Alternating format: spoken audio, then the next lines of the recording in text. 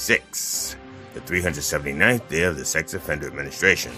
Maryland and federal authorities announced Monday that they have shut down 3 Indian call centers linked to a gold bar scam that stole millions of dollars from American consumers.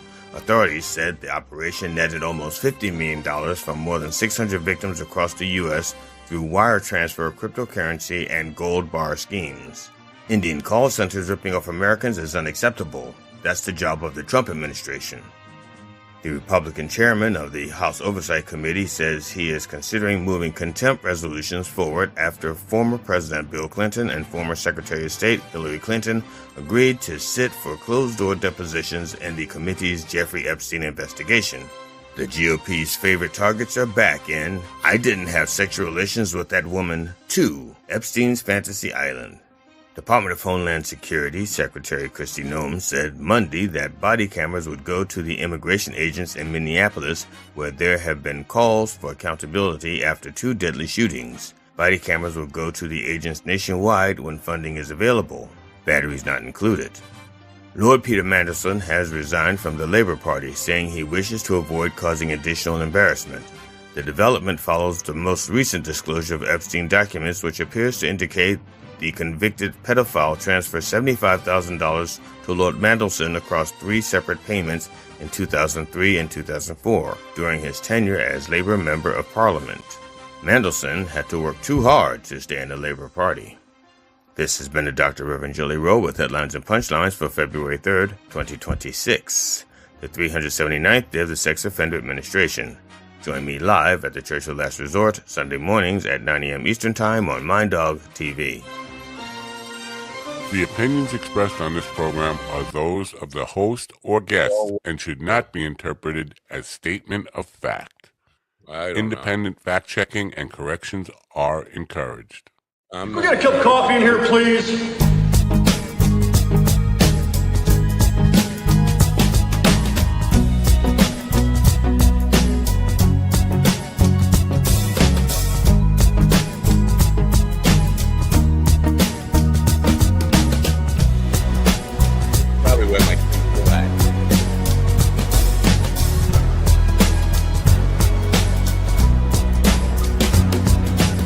Damn good coffee and hot. Mind Dog is your mind's best friend.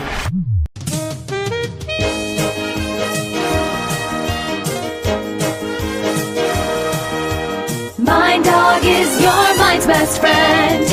And he needs a shave. Wake up, America. You've got a dog that needs walking. That's right, sunshine. Just put on a big pot of strong coffee and get ready to type your little hate mail with your opinions about kumbaya and flat earth insanity. Stand-up comedy? You want stand-up comedy? Well, we've got sit-down comedy. It's time for Coffee with a Dog. You make me laugh. Oh, are you ready to laugh?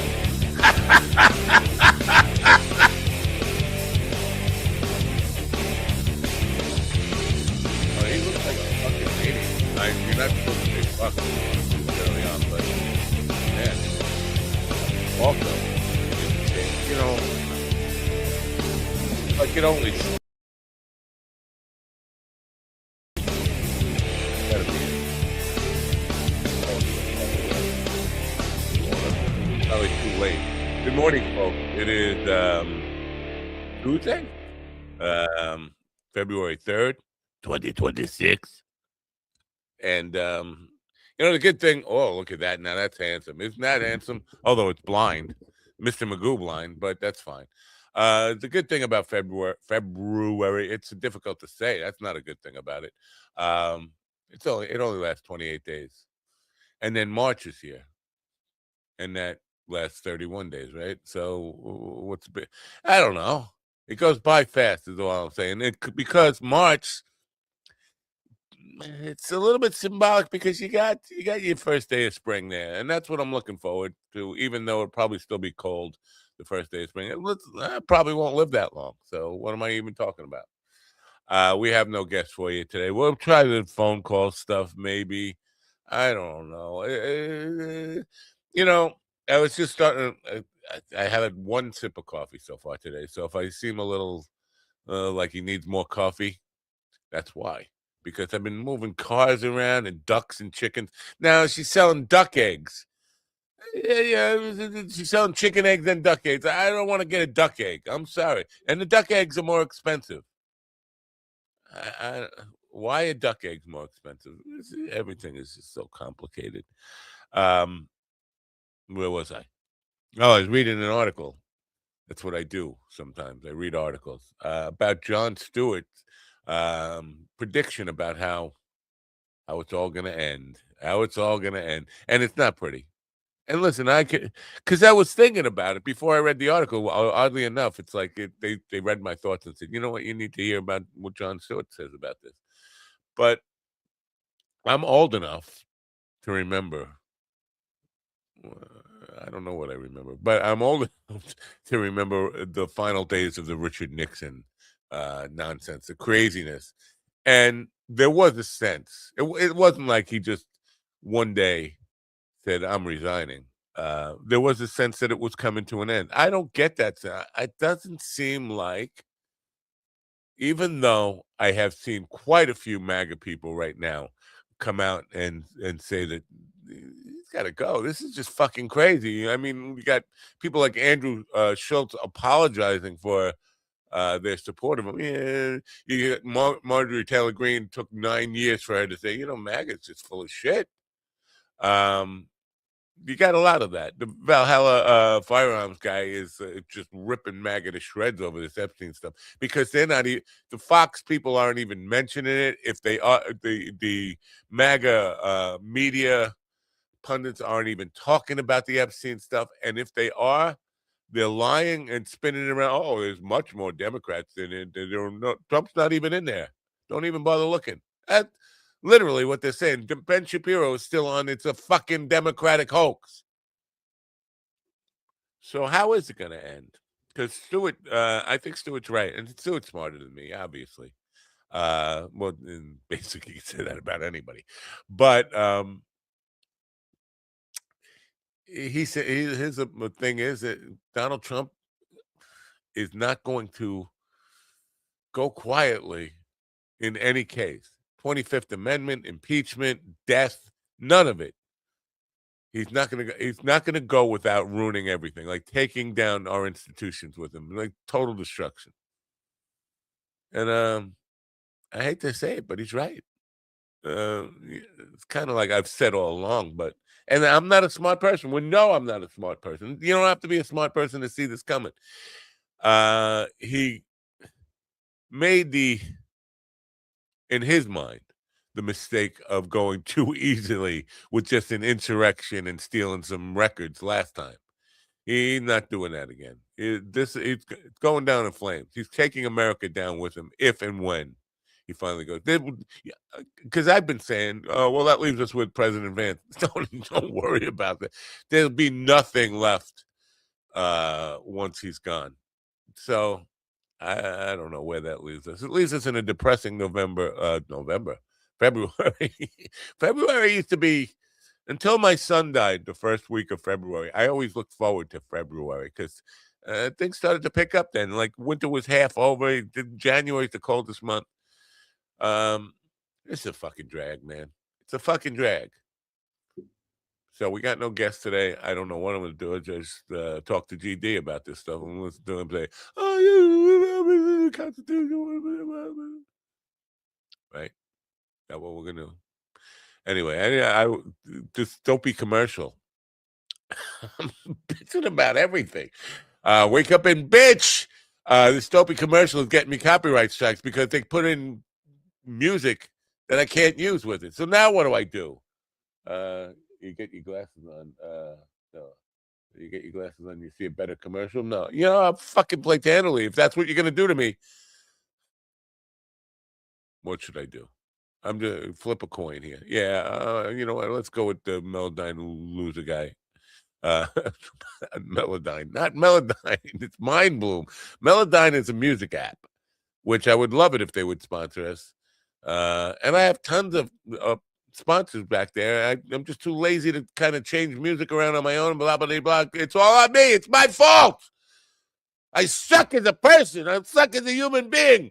Let's get rid of me.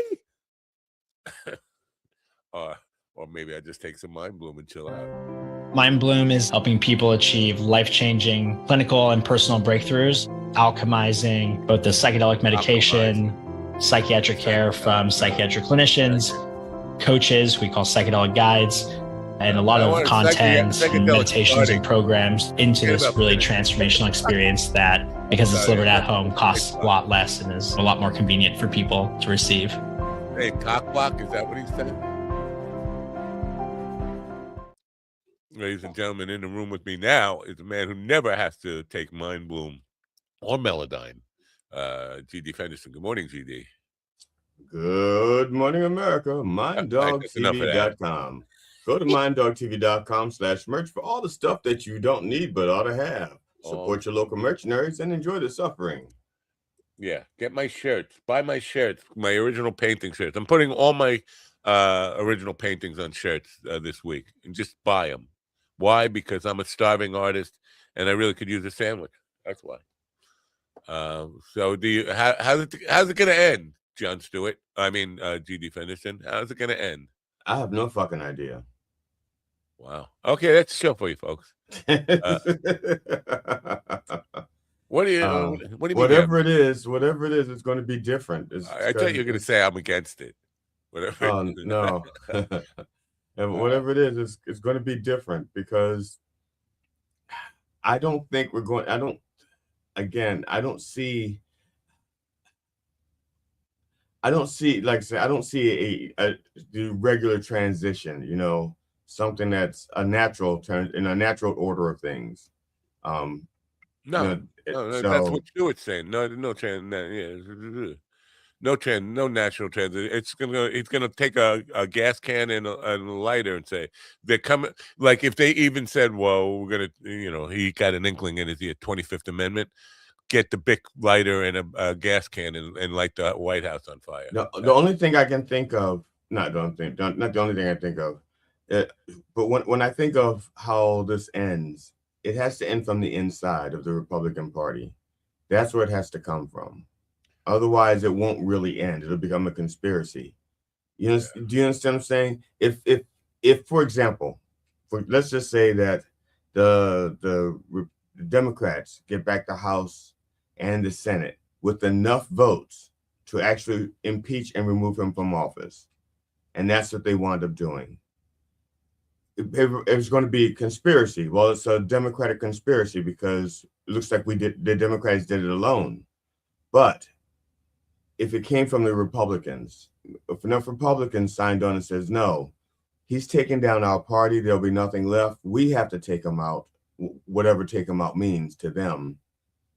Then it'll end better because the call came from the inside of the House. That's exactly what happened with Nixon. I mean, basically it took Goldwater and a bunch of other Republicans to march up to Nixon and say, we're gonna remove you either way. We could do this the easy way, or we could do it the hard way. I mean, but that's how they got him to resign. But Trump won't ever resign or any of that kind of. There's no way in hell he will ever resign or walk away. No, what they have to do, they have to start proceedings for either. Okay, let's put it this way: if they start impeachment proceedings, the Democrats are going to be on board for it. They'll get the votes. Even if they got like just 20 Republicans, they'll get the votes. So that's the first thing. Second thing is that while that's going on, they could just literally, he starts saying things, just start disobeying orders. Yeah, he's talking about nationalizing the right, and he can't. Okay, now when I say I can't, don't say can't. No, when I say legally he's not allowed to do that. That's okay? fine. So legally he's not allowed to do that. It's just blustering. It's just something he's saying to distract from a lot of other things. Now, I'm not saying he doesn't want it done. And if somebody wants to try to find a way for him to do it for him, I'm not saying that that's not the case. I'm saying legally he's not allowed to, and for the most part, that's noise. But let's just say that's something he's putting out there, and he's saying to his people, this is what I want you guys to do. Because usually he doesn't do that. Usually he talks aloud like a gangster, like, be a real shame if something should, something should happen to Marjorie Taylor Greene, and then they carry it out. See, that's what he does. He speaks out loud and says, I didn't tell him to do anything. I just said it'd be a shame. So he does this, and nobody listens to him. They go like, got you. Right, boss. Yes, sir. And they don't do anything about it. And then he can just say to them, we're working on it. You think it could be turned on by a switch? You can't. It's got to be done slowly. It's got to be done through procedures. There's rules. There's regulations. You just can't do it. This is a bureaucracy. You know that. And just keep telling him that kind of shit. We got it. We're working on it. It'll be done soon. In the meantime, try to get his ass out and hide the lighters. And hide the lighters and the ketchup bottles. Matter of fact, give him the ketchup bottles. That'll give him something to do.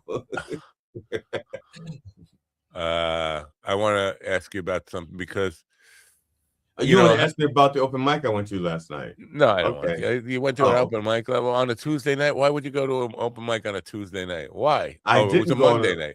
Right. Today's a Tuesday. Okay. Yeah. So you went to Ron Kane's open anus. No, that place was closed for maintenance. So I went to one that I hadn't gone to for like 2 or 3 years because there was a clique there that was extremely rude to myself and the other old guy. There were 2 of us that were the oldest, Funny old farts? Is that where that's what 2 of, yeah. Well, 2 of the funny old farts we used to both go there. And there was this one clique that whenever the old people got up, they'd get up and they'd walk out. Wow. And the worst thing was that it was my PA system. So they'd go up and they'd do their bit using my PA system. And when I got up there, they'd walk out. No class. And so I said, that's right. So I said, fuck this. I'm not going to let you guys look. I don't care that you disrespect me. I don't care if you like me or not. Don't care. But I'm not going to let you do it with my equipment. I'm taking my ball and going home. Right. And that's it. That's it. Only I took both my balls, not just one. Oh. Yeah, I took both my balls. And the thing is, in a way I had to do that because what I really wanted to do was to walk over and punch him in the face. Yeah. Violence. Yes. Oh I thought to myself, that's not the way I want to be remembered here. I don't want to be remembered for that. Oh, well, nobody's going to remember you anyway. So they remember me for that. They remember me for punching out another comedian. No, they'll think it was. Especially since everything would have been recorded. I know you got punched out by some black guy. I just can't remember which one it was because. No, but it's a brown guy. It's a Venezuelan guy. So. Well, that's exactly what I want to talk to you about. Because we have a friend who's going to pop in, but I want how you get upset about black MAGA people. And I don't get upset about them. I get angry. What's the word? Angry, pissed. It's just so disappointing. Yeah, I feel like I'm looking at a member of my family who's doing drugs and I can't do anything about it. Right. Yeah. No, I appreciate that. I get, and I totally get it. But Kyle Kalinske, is he black? He's very white. He's Polish white. I guess Kalinske sounds like Polish. Anyway, he was he talking about the ICE agents and how many of them are actually Hispanic or with very Hispanic last names, but they are all, what do they call them? Wicks. Wicks is like white sticks. Exactly. Now wait a minute, is that something they call them in ICE? No, I just made that. No, I just made that up. Okay. I thought that was like on the ICE application. It goes race Wicks. But yeah, like the 2 guys who killed Alex Preddy, both like Vasquez. Or I'm just picking very. How do we know? We don't see their faces. You don't have badges. They could throw anybody under the bus. They could make up names. That's a good point. They could make up names. We don't know. But you can't take that. It did jive with the guy who was yelling in Spanish at me. Sounded like he didn't learn it in 9th grade Spanish class. He came by it naturally. The ICE agent who was yelling in Spanish. Yeah, but he could be white or let's put it this way, he could be Cuban. Yeah. And on the census they will call themselves white, but they will speak fluent Spanish. Right. But he was Kyle was talking about, and I don't know how he knows this, but the predominant, like a lot of the ICE agents are either Hispanic, Black, or it's minorities joining ICE to be Not a lot. to please I don't know what them he means by a lot, because MAGA. even through the mask, you can see they're mostly light skinned. Well, even the guy, that's what he was saying. The guy who was one of the guys who shot Alex Preddy, he was saying that this guy has been trying I did an expose on it. I don't know how he knows this stuff, but he was saying this guy has been trying all his life to pass as a white guy. I mean, but he hasn't changed his last name. He did. by shooting him in the back of the head. He Anyway, finally passed as a white guy. I don't know. Congratulations. Is Elizabeth back there? I don't know. I can't see. She is back there, and right. I see her moving her. I saw her mouth was open. I didn't know if she was. Why do I even bother wearing these glasses if I can't see? I could just go glassesless and look like my natural self that I usually walk around looking, right? Because it's part of the disguise. My Groucho mask is what it is. So okay, I got to order some glasses that work with like 9-point magnification. That's what I did. Anyway, let's say you need the shot glasses my wife had the other night. They gave her 2 shot glasses. They were both empty. But they were really, really thick. I need Coke bottles, literal Coke bottles is what I need, and not the newfangled Coke. Not the plastic. The kind ones? that comes with cocaine in it for the eyes. Oh yeah, cocaine for the eyes. Anyway, let's say good morning to Elizabeth Goyd. Cocaine for the soul. Good morning. Good morning, Matthew. Good morning, GD. Hey. Hey, hello. Are you related to somebody named Amy Croydon?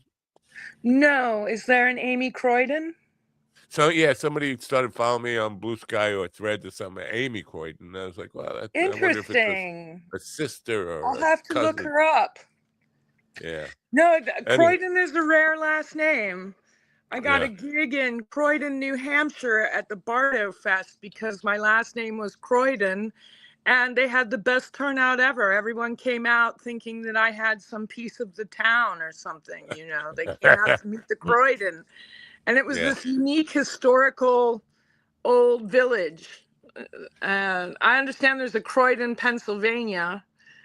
And I hear the English call Croydon, London, the armpit of London. Wow. So I heard that do they shave their armpits? Garlicky food. What? Do they shave their armpits in that town, or is it natural? I don't know. When I go, I'll let you know. But you should examine the pits of Amy Winehouse. She's from Croydon. Wow. And then, of course, there's David Bowie quote, "That's so fucking Croydon." I don't think it was a compliment, but I'm going to take it back. I'm going to put it on T-shirts and take it back. David Bowie endorsing me before we ever got to meet. That's so fucking Croydon. There's some sort of like brutalitarian or brutalist building that's very famous in Croydon. It's big, bulky, and ugly. And that's what he was referring to. But, there are people out there that think I'm big, bulky, and ugly. So we get along. I don't know about you, Matthew, but I wear my glasses when I don't have time to paint in my eyebrows. You always seem to have time to paint in your eyebrows. Oh, we have breaking news here. GD is thinking. Okay. Oh. Yeah, I was the shirt that you were talking about. I'm thinking the shirt should say, "I'm so fucking Croydon." Oh, that's nice. That Lizzie way, it's Stardust, and then we'll just peg me as Lizzie Stardust. I'm so fucking Croydon. Yeah, Lizzie but also Stardust. the residents can take it as a battle cry. I'm so fucking Croydon. What? Then it could be a battle cry. I'm so fucking Croydon. It's like a We unification. do discuss in my family getting our Croydon up. This is due to Stanley Croydon Sr.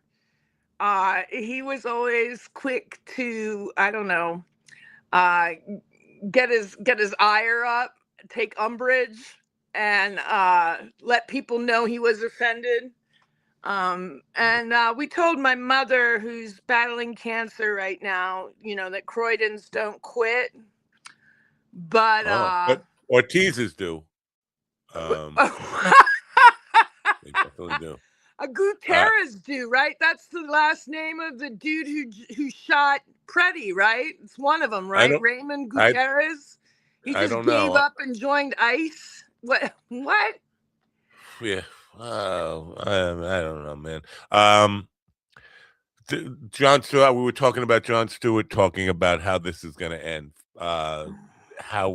And I was reminiscing about the Nixon days where I knew it was coming to an end. It was clear there were signals that whether he was going to get impeached or not, this was coming to an end. There was some certainty of it. Yes. It doesn't feel like that. We have a rich cabal of snuff film perverts, rapers, murderers, torturers, and nobody seems to be indicating that we've had enough yet. Like, hello, we're like.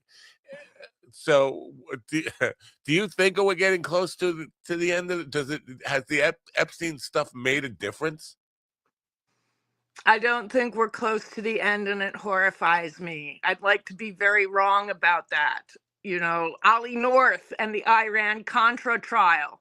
I knew that was going to end at some point in time. Yeah. This seems really murky. I'm disappointed that Congress isn't making a bigger deal about profiling Antifa activists. That should be at the top of their lips, along with the Epstein files. ICE is just,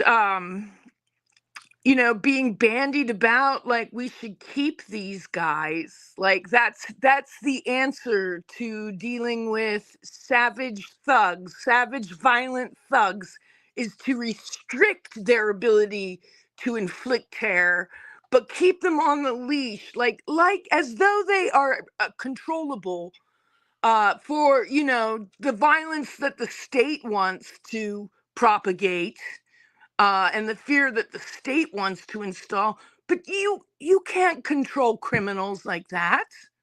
No. No, you can't. And we should have taken them down. Like, we should have really burned the bridges of their ability when Biden was in office. What we How dare all you? witnessed. I know. Well, I'm totally dissatisfied. The worst thing that I'm totally dissatisfied with the Biden administration on that. I'm sorry.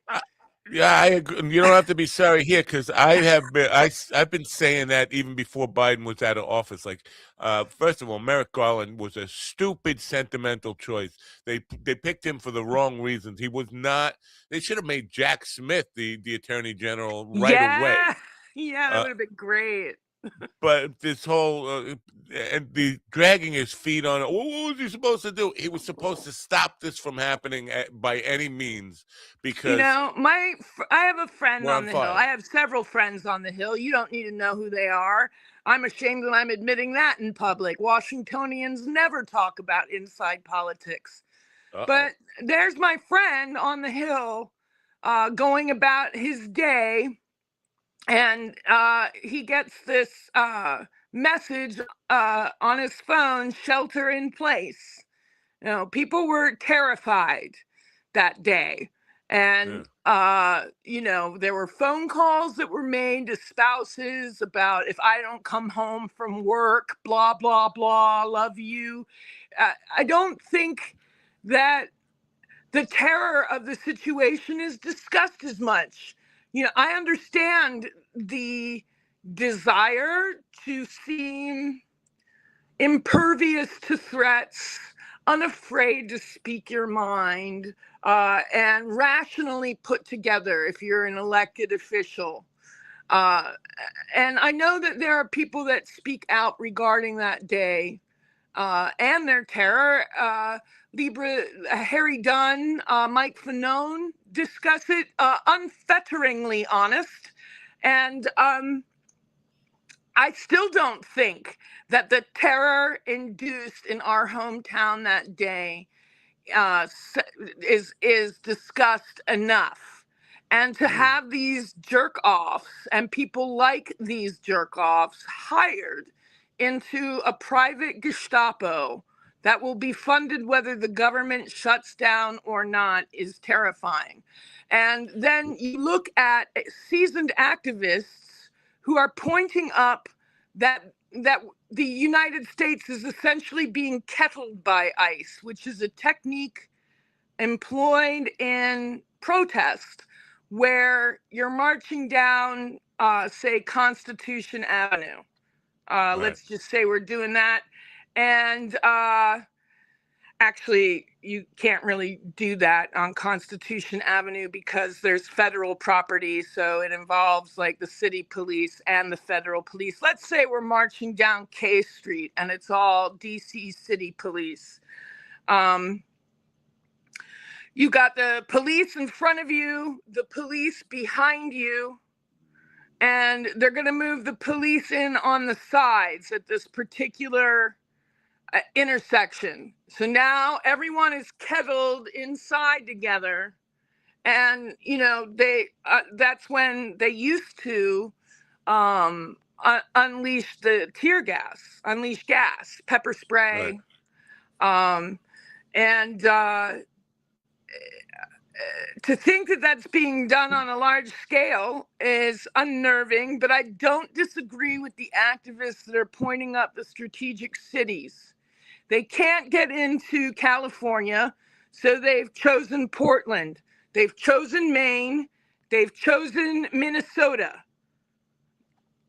Dallas, Texas is thick with ice. So that's the 4 directions of this country. Well, you gotta take some, I don't Chicago. know, a little bit of optimism in Texas. The reddest district in Texas flipped blue just a couple of days ago in that special election. So that doesn't, if we can. And GD says they can't do the. He started to say they can't. Then he modified it to say against legally they're not allowed to nationalize the election, but they're going to try, or at least try to fuck with the elections. But there's an amendment in the Constitution that the states oversee their own elections. But of course they're going to. I mean, how are we going to be like, we're not doing it? You know, that's illegal. Everything they've done is illegal. To me, the question is right up there with Rachel Maddow. When do we stop them? Sorry. Right. I think it's illegal to make snuff films with your buddies or with 13-year-old girls or something. How about that? How about a lot of mad, loving, great-hearted, evangelical Christians out there that really care? That really, really, really care and are walking away from MAGA because, it looks like William Barr strangled a girl. It looks like Donald Trump killed someone. Dumped the baby in the Great Lakes. Such foul, disgusting, heinous acts. Right. One of the things that has come to light, because I had wondered why George W. Bush, even though people think he's the devil, why he didn't speak out against Trump for the last 9 years. And now we know.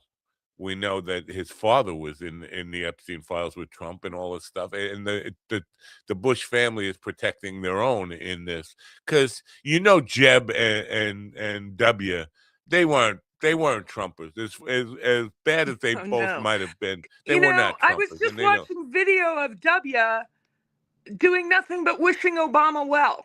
I mean, there was a little bit of tension, but I was just watching W be full of grace for Obama's entry into the next administration. And that's sad because, there was a bit of tension. But now it looks like grace. So I think Michelle had more to do with that grace than Barack. I think you're right. But why does it? And not that she has any sway with him, but she should just go. You got to go to him if Michelle she had is some grace. kind of go to him and say, listen, you got to say something. You can't just be quiet about this. But he was exactly quiet, and not that he doesn't have that much influence anyway. Dick Cheney said something, and he didn't have any. He had more influence than W, and people just called him a liberal. Dick Cheney, the liberal. It's just crazy. But Stewart's. I like that Minneapolis was nominated for a Nobel Peace Prize. I did not know that. Yeah, I forget. I think it might be Switzerland.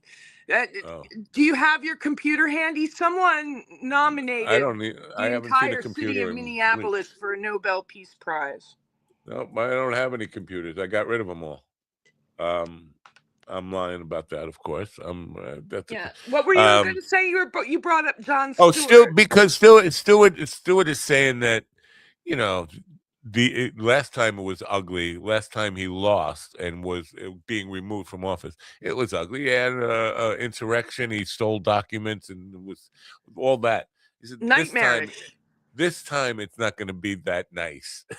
He's going to, the minute he gets an inkling that they're planning the 25th or they're going to impeach him or any of that kind of stuff, he's just going to take a gas can to the White House and just burn it all down and burn down all our institutions. He's not going to fucking demolish the Kennedy Center. Oh my God. Oh my goddess. Yeah. We're going to use the steel. We're just going to take all the steel. We're leaving the structure. We're going to take the steel. What the fuck? The gold columns aren't big enough. Yeah. He's going to take like the Hall of Nations and turn it into like the Hall of Trump. Yeah. And then when it comes back, it's going to be RFK's. RFK's Robert F. Kennedy Center instead of John F. Right. And all these people, RFK Jr. was far more heavily involved with Epstein than he let on to. I mean, that's so many of them. I mean, one of the things that has consistently been in my political upbringing is the idea that it's all one bird. And there you see the left, Noam Chomsky, hanging out with the fringe right, Steve Bannon, with the middle of the road, neoliberal Democrats, Bill Clinton. It's really disappointing, for people that believed in the goodness of Noam Chomsky, believed in their Bill Clinton, Well, there's a saying in politics is there are no permanent friends, there are no permanent enemies, only permanent interests. And right now the interest is to keep things on the DL, keep things hidden. A lot of these people. Well, they're not doing a very good job of that, are they? They released the victims' names and they released unredacted nudes of the victims. But they did keep the victims' names secret. We're looking at the wrong victims. Their victims are the powerful. Their victims are the billionaires and millionaires. Those are their victims. The DOJ are protecting those victims, not the people who were actually assaulted. I love Thomas Massey. He's like, they just bought $800,000 of ads against me, but I'll win. Yeah, that's another point of optimism. When I see people, because I've had so many differences of opinions and things with Thomas Massey and Rand Paul, but when I see them having enough of Trump and his nonsense, that gives me hope that some of these Republicans might just grow a spine eventually and become like, I hate to say it, but I hope Massey wins his primary at least, and maybe even keeps his seat if he's going to do the right thing. I hope he stays alive. Every day I say a prayer for Jamie Raskin. I just hope these people are staying alive. That's the name of the game, right?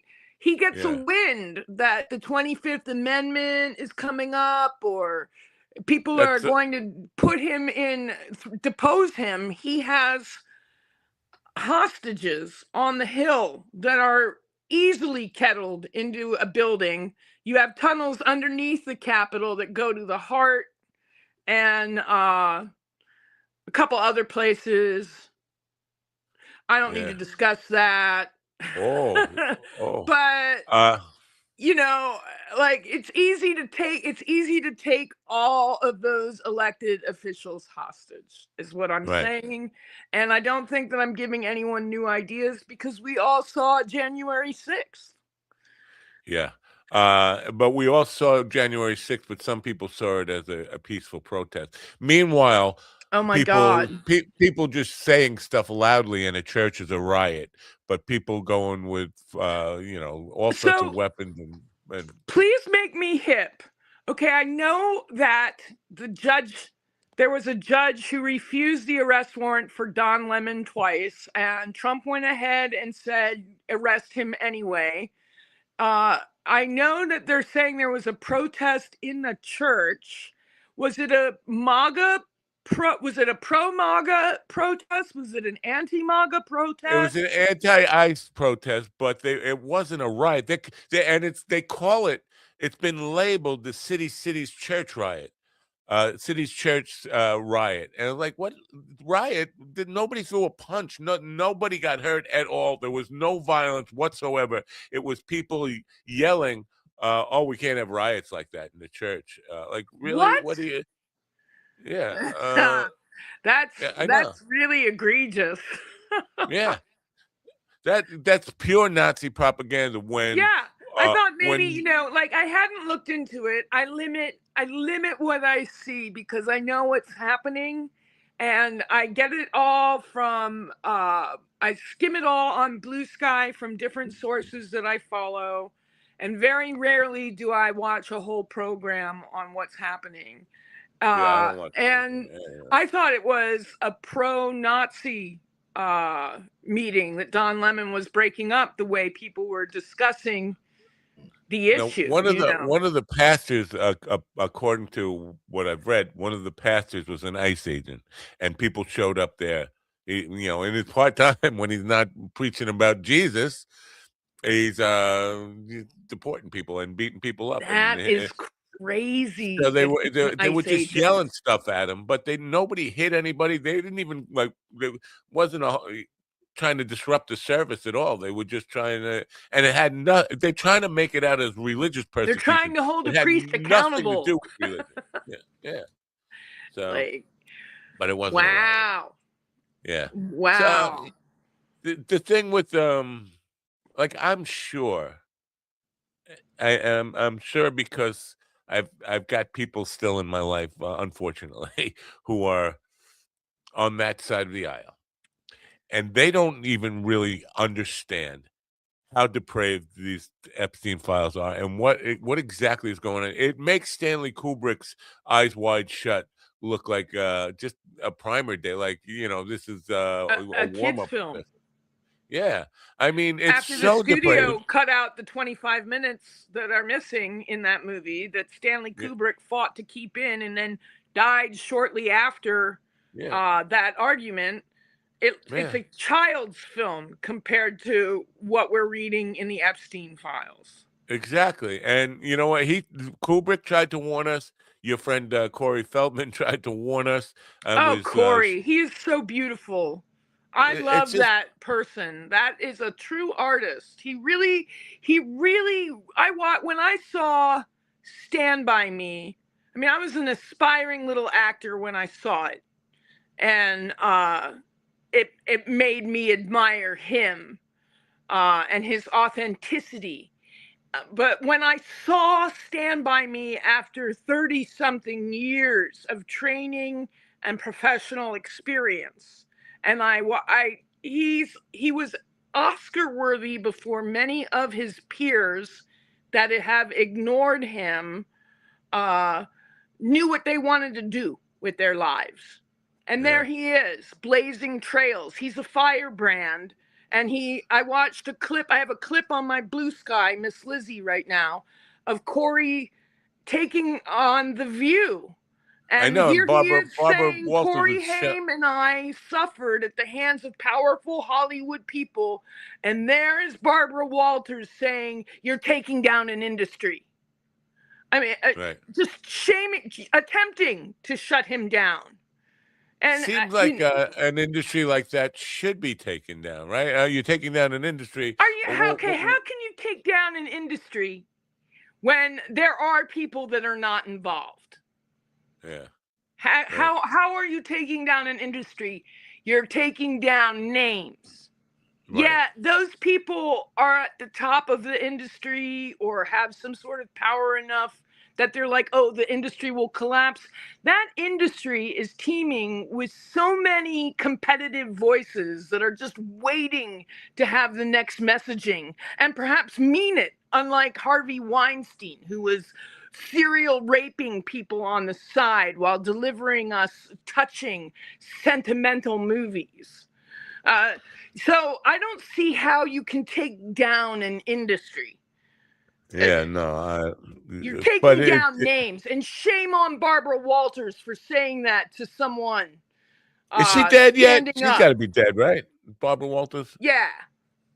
Good. Yeah. No, I'm not mad. I'm not mad. You know, there's a lot to admire about her. She's a wonderful intellect, wonderful role model for women.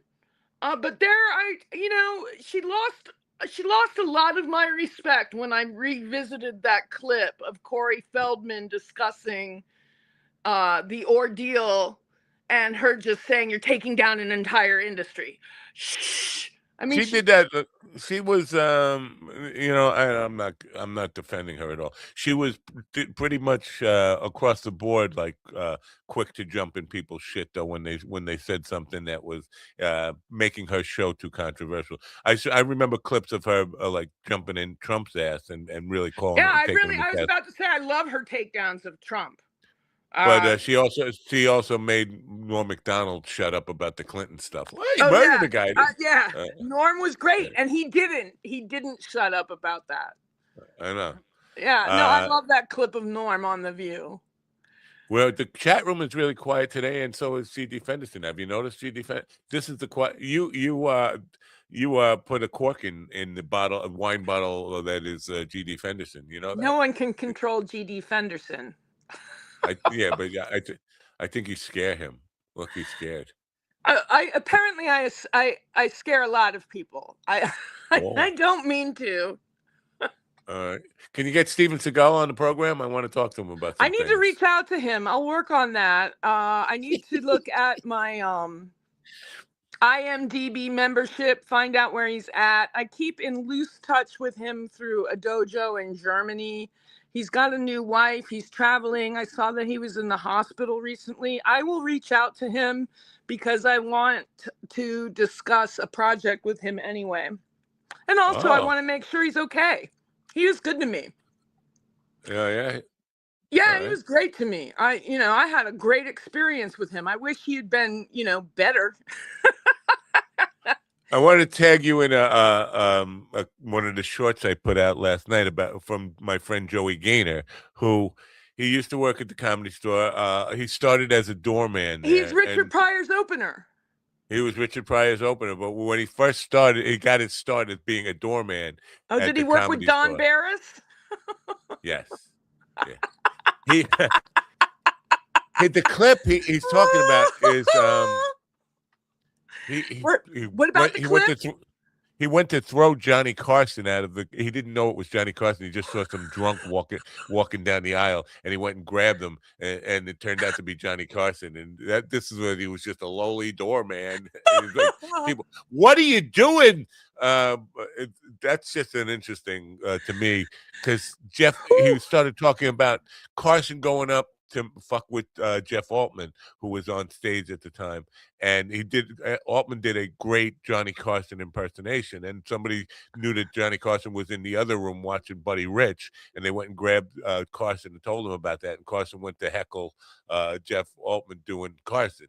And he actually went up and did his own monologue. He did the monologue from the Tonight Show for that night, and he killed the room. He killed in the room, and then Altman and him were doing dueling Johnny Carsons on stage. But at that moment, and Jeff Altman told me that story too before Joey told me, but I didn't know that Joey had almost gotten himself like killed by trying to throw Johnny Carson out of the Comedy Store. Just to hear about that. The Comedy Store, and just being around.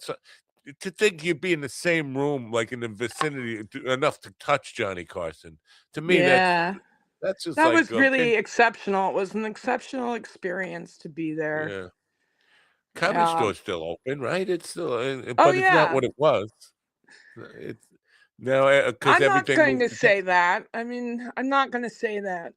It is one of the greatest training grounds for comics ever. There are 3 different rooms. I call it like the jazz club of comedy clubs, because the way Mitzi established it, comedians can wander room to room.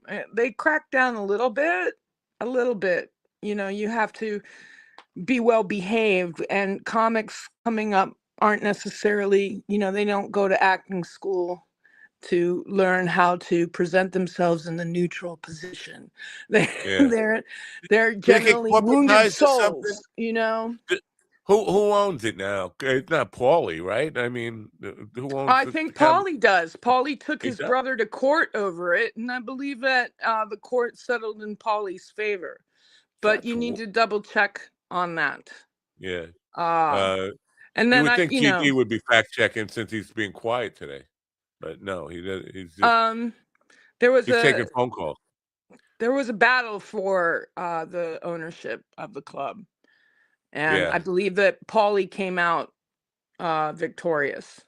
But either way, both brothers care tremendously about the club, and the comedians can go room to room. So you're at the OR, which is a different each room is different. Like the OR is a great training ground for national comedy club appearances. It looks a lot like a traditional comedy club. And you go in there, and there's a list of people on the wall. You can look at the lineup, and you can see who is appearing every 15 minutes in the OR, and schedule your trips for water accordingly. And you can sit in the peanut gallery for comedians and watch the show. And then you can go up to the belly room, which is great training ground for, I'm going to say, dive bars. It's a tiny room with a little black box stage. And it's a much more intimate experience than the OR.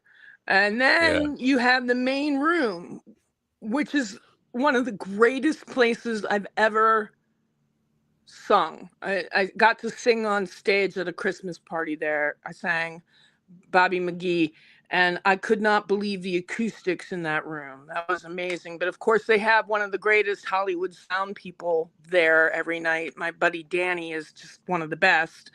And we have a report in. Paulie Shore is the current owner of. Thank you. But why That's is he doing these, like, he's doing these dopey places in Vegas? Why isn't he performing at he his own opened a club? club in Vegas. He opened up Wise Guys. Wise Guys. Oh, because I'm just probably 4 years behind the curve here. But I remember him playing, I forget the name, on Fremont Street. Not like even in the, Fremont Street is the old Vegas. And he was just doing some really small room there. It's like, with the Crusties? I don't know if the club I saw him at with the Crusties was. I definitely felt like old school Vegas. It was an old blues club. I went out and saw his band. With oh gosh, he's got. I think it's with Norm. I forget Norm's last name. Darn it! Bill DiGilio. Bill DiGilio is one of the greatest musicians that I've ever had the pleasure of meeting and improvising songs with. He went to college and majored in jazz. I mean, the man takes it very seriously. We had a great. What? You hate that? I'm kidding. Yeah, no, I'm kidding. That's just being an asshole. He's lovely. The Crusties are a great experience with Paulie. I love watching Paulie bring out his inner rock and roller. I think it's great for his spirit to be exercised like that. And recently I saw a clip of him playing the guitar. So he's really taking himself seriously in music. And the greatest thing was how much fun he had with the audience singing, and it was nice to see him in a place, like his club, the Comedy Store. That intimate. Our friend in New Zealand, Heavy Kev, was talking about Trump, and people think listen, I understand how people think he's a joke, but this is, it's not I'm a sorry. joke anymore. It's totally not a joke. And when you come down to the fact of raping, murdering, and making snuff films with children, it's so fucking bizarre and painful to understand that humanity is to this place. And this is what I started to say before, is so many of people on the right, and I don't know so many people, but I know all the people I know who are still supporters don't have any clue of the level of depravity that is documented. Cold hard facts. This is not rumor. This is not innuendo. This is documented behavior of some of the most powerful people in the world, from Elon Musk to Peter Thiel to Trump, and Bill Gates, and all these people. Just a level of depravity that is not, and you can't look at it and say it's just a joke. You got to say humanity needs a cleansing from this. If you can read those files and or the evidence that's out there and not feel like I need to just take a month-long shower, then there's something wrong with your soul. Right. I mean, it's so disgusting, and we're not going to do anything about it, and that makes it even worse. And like, you got these right-wing pundits, Ben what's his name, Shapiro, still saying like it's a Democratic hoax. First he was saying they don't exist. Now they're out there, oh, it's a Democratic hoax and more Democrats are implicated than Republicans. And what? Stop. Just stop. They auctioned off babies and measured their vulva with their hands and how tight they were. And strangled girls to death and filmed it and like got off on that. And there's even cannibalism and oh my God, killing babies and eating feces of dead babies. And this one girl, it's like there's a film of her. She's breaking down. She goes, "They're eating humans. I knew about the murders." What? She's missing. Yeah. The model that showed up at a hotel one night and started saying they're eating humans. Yeah. She's got a South American heritage. I can't think of her name at the moment. Yeah. Yeah, she's missing. There's an Epstein survivor that's been missing since September. We're fucked. As humanity, it's not America. It's the world, because it's the world. There are international people, and there's no doubt about that. Epstein was not just in with Mossad and the CIA and all these intelligence agencies, and Russia and Lavrov and all these people. It's a worldwide cabal of. And the odd thing about this, it sort of validates QAnon on some level, but they just had the wrong people. But this idea about Pizzagate and this cabal of sexual satanic predators, they do exist. What They're is just not... 4chan? 4chan is tied into the QAnon thing. That's where it started. Yeah, 4chan was a website by that Pool guy, not Tim Pool. I am Tim Pool. They tied 4chan into the Epsteins. Yeah, that guy, the founder of it, not Tim Pool, John Pool, whatever, and Pool with an E. He was definitely deep into the Epstein Island stuff and all that. He's all over it. You know, Trump's name is mentioned more in the Epstein files than Jesus is mentioned in the Bible. Is that a fact? A lot more, yes. Yeah. Wow, that's that's something to brag about, I suppose, if you're a satanic Kabbalist. Yeah. Kabbalist. So even sad to say, and this is why I'm just a downer. I'm Debbie Downer. Thank you for tuning in. Even once we clean out, if let's just say best case scenario, we are able to clean out the government from all these MAGA influence. There's still a worldwide cabal of snuff film child raping enthusiasts. What is that yeah. with that? That is crazy. Yeah. I don't know. You It's just know, like my manifestation game is pretty good for not eating babies and drinking adrenochrome. Like wow. Like, of course, so I've let's never all just really watch the wanted Super power. You Bowl know, and I've never really wanted to lead the world, which maybe makes me more qualified than some. But yeah. I want to leap back to something you were saying and bring up my friend Sean Savoy, who I should invite on the show, or maybe not. I don't know if he and GD get along. Uh-oh. I don't know. I'd love to GD see gets along Sean with on. I everybody. had Sean on Halitics, the daily streaming show that Hal Ginsberg does, which is very heavily oriented toward the Green Party platform. Yeah. And we were discussing Trump. And, you know, he pointed out something very astute that ties it into your guest who was watching us today and said that Trump's a joke.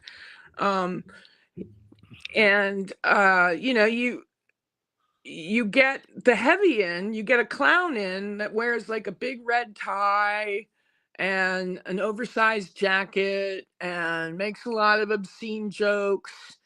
And he's like a punchline to cover up for all this corruption. It's like people were distracted by the joke, by the roasting, by the crassness, by the farting, and I got, you know, I got. And he's committing all these heinous things. I got to remember to ask Jackie about Howard Stern's fart man thing. And I know Jackie was out of Howard Stern's circle by the time the fart man thing came around. But I forget who he landed on. But he was farting on somebody's face. Like fart man, when he came down, he was like stuck and farting in somebody's face. Not real farting, but fake farting. No, I loved Fart Man. Everyone was telling me how tasteless and awful. Oh, it was Stern Eminem. Was, and then he I saw on, Fart Man fly in on a harness. he landed on Eminem with his ass on Eminem's face, and you see Eminem like. And I'm just wondering, did they let Eminem in on that was going to happen before? Because he didn't punch him in the balls or natural reaction. Somebody sticks their ass in your face and so you're gonna like react more than just to like you know, he was way too calm for it to not I be would certainly set up. hope that was set up ahead of time. Yeah, I mean, it's kind of rude to just do that to somebody. You know, kind of. I've seen and it I know done Jackie on both doesn't occasions, know. You know, Yeah. I'm not I know a fan Jackie of directors won't know, that just for spring sure. things on people, but then there's improv. Yes, and yeah, right. So you know, I just want to see if Jackie has any insight into whether he believes that, because he knows the inner workings of whether someone they would on X like was circulating a photo of Jackie with a bunch of guys saying that they were on Epstein Island. Yeah. No, Jackie was never on Epstein Island. Jackie was in a hot tub with Bill Cosby, Woody Allen, Jeffrey Epstein, and somebody else at what's her name? Bobby Slayton or something. Slayton. Ellen DeGeneres had a party, and they were in her hot tub years ago. Jackie showed me that photo, and I went and I shared it all over the internet. Like I wasn't supposed to do that, but it turns out. And Jackie was a little bit upset with me when I did that, but turns out that his emails, because he was emailing back and forth, so he's in the Epstein files. Jackie is definitely in the Epstein files, and people were fucking with Jackie over that. But I can absolutely say with 100% certainty, Jackie never partake in any of the child underage girl thing or any of that kind of stuff. The closest you could say to that is when he first met his wife. She was probably 18 years old at the East Side Comedy Club, and he was in his 20s. But that's as close as he ever got to doing anything and he married her. I mean, so Jackie's not a pedophile. I know that for a fact, but he's in the Epstein files, and a lot of people, because he was in the Epstein files, a lot of people in his email contacts are also in there. So I wouldn't be surprised if my name showed up somewhere. But again, I'm just so grateful. I think I had a couple close brushes when I was a child. There's an Epstein survivor that discusses being taken to the Bethesda Marriott. She discusses being taken to a Bethesda hotel. I'm not certain which hotel it was. You have to see the clip. She was recruited by the DC Madam. And when she was attending Catholic University, she thought everything was on the up and up, according to this video I saw. And then she was drugged and raped on her job interview. I forget what she thought she was interviewing for. It turned out not to be the case. This video was made. She made the video in case she disappeared. It was her kill switch. I think that's what the kids are calling those kind of videos. And it's kill playing switch? like if you're killed, you drop the story on the people behind your murder. But yeah, that's what I heard it referred to as. I'm not up on the lingo for videos after you're dead on postmortem videos.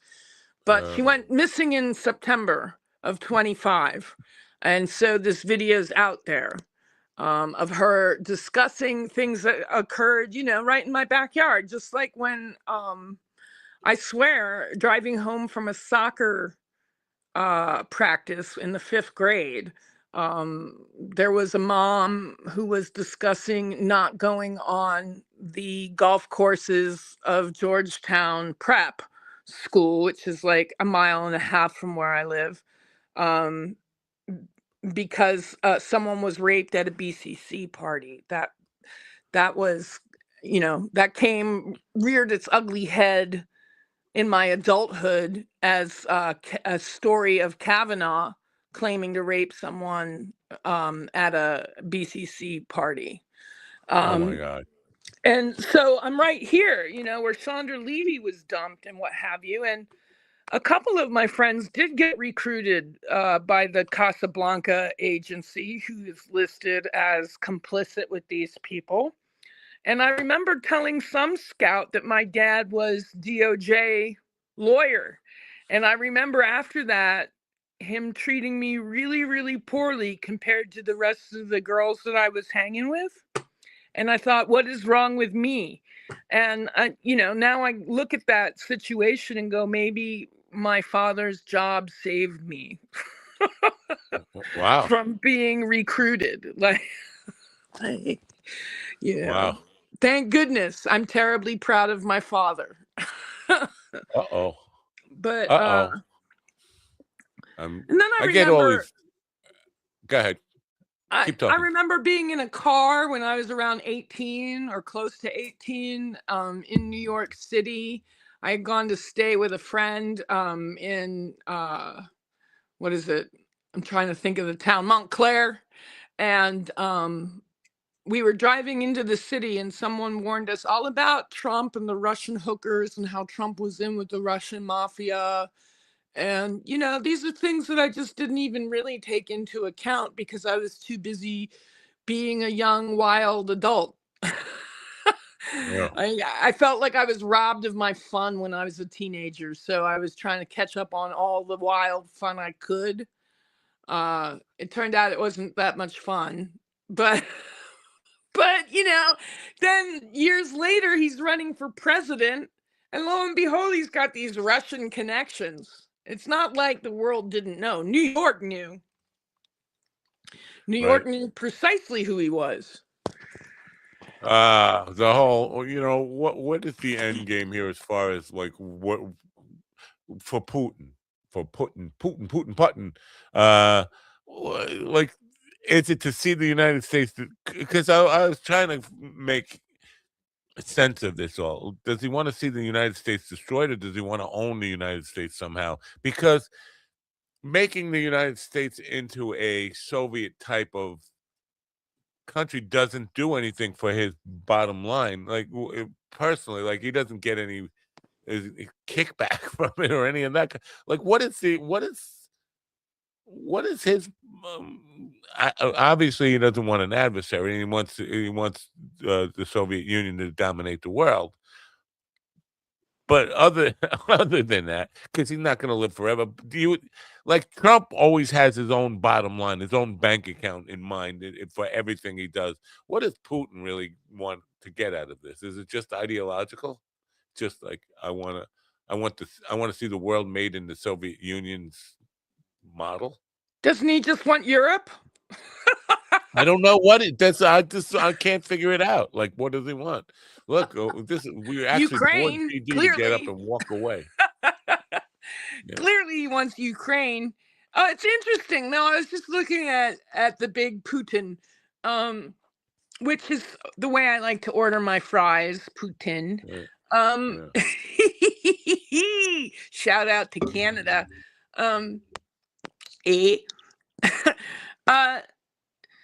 I was looking at the optics on how in this country we're cool with GMOs. They are legal. We are always fighting a labeling issue regarding GMOs, and Russia has outlawed GMOs. Wow. Yeah. I thought that was interesting. And then, he's discussing how publicly he's discussing how America is a cabal of satanic worshiping cannibalists and how the vampire feasts will end. But he is also a reputed child trafficker.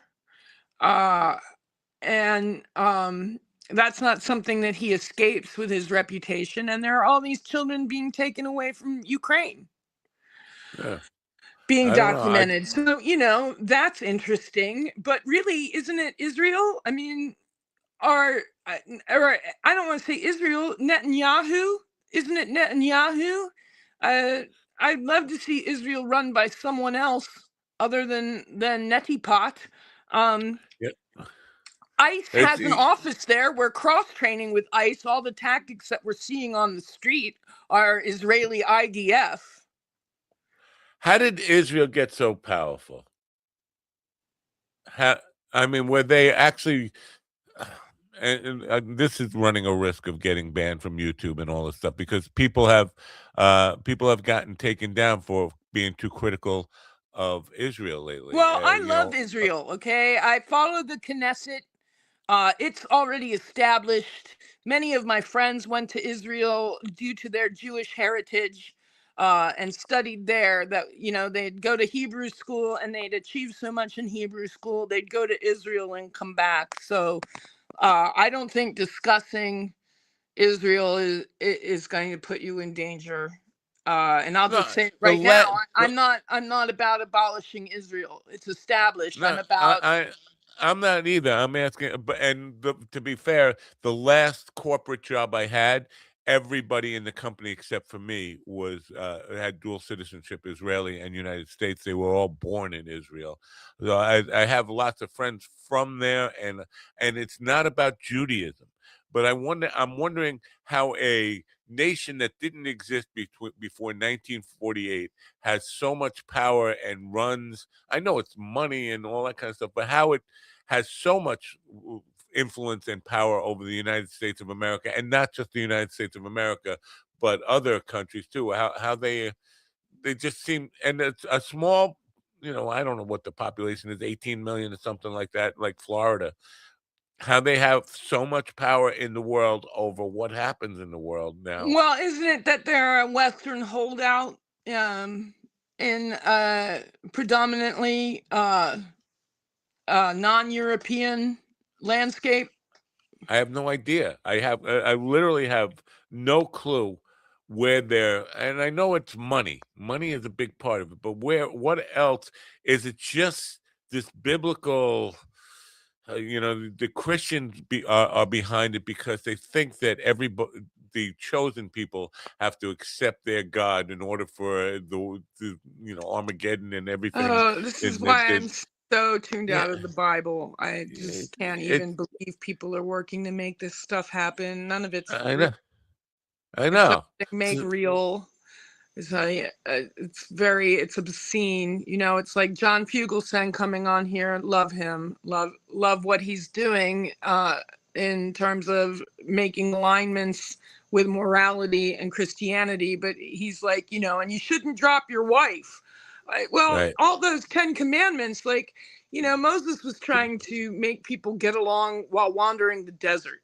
And a lot of these commandments are property rights. Like, excuse me, what if the wife wants to drop you?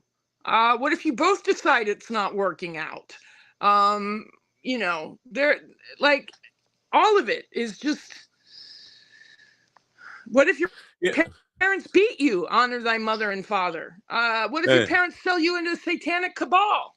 Honor your mother and father. No, it's all subjective, man. And it's so old. Like, why are we upholding it? And here's the thing, you want to learn the path of Jesus? Look to your mother.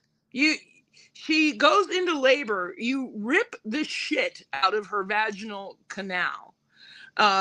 So you already enter her life violently, and she loves you unconditionally. She loves. I just want to say on you. that note, I didn't ask to be born, and I would take it back. Take it back. Yeah, man. Yeah.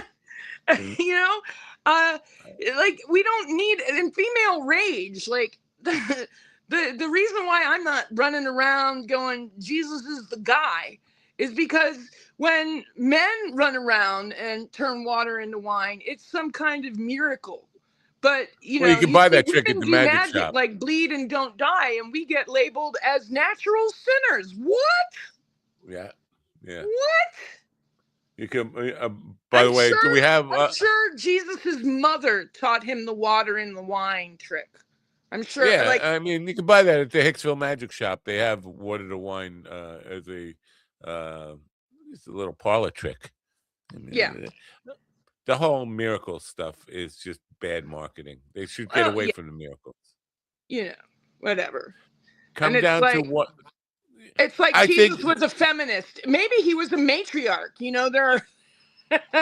Jesus was a goddess worshiping matriarch. Wow.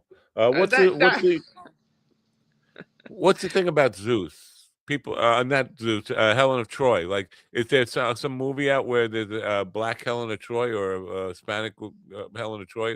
Some right wingers are freaking out about Helen of Troy not being portrayed correctly. Are they freaking out about Bridgerton too? I don't know. I don't know. I don't know. But I've seen 100. This is Helen of Troy, and it's like a white woman. And Fugelsang said, you know what? Helen of Troy was like came out of an egg from Zeus or something like. And you're worried about how she's portrayed. I mean, really? Come on, she's so far fetched a story anyway. I didn't know that she was born of Zeus. I didn't know that there was mythology behind Helen of Troy, other than that she is the face that launched 1,000 ships and started a whole war. I think there were rowboats, but Helen of Troy. Helen of Troy. I don't think they were battleships.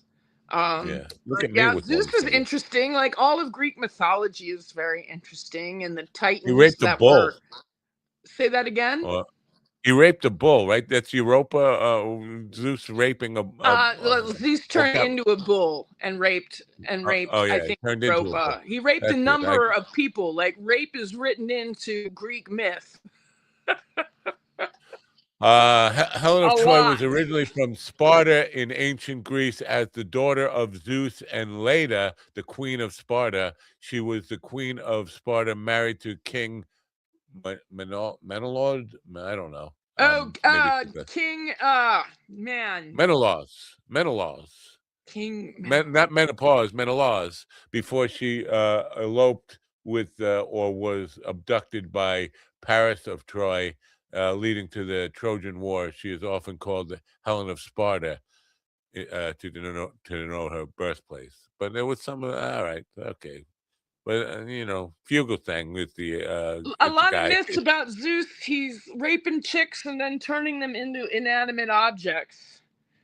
Medusa was a victim of rape. She was a priestess in, I think, Athena's temples. Maybe Hera. No, Hera. She was a priestess of Hera. I don't know. Look it up.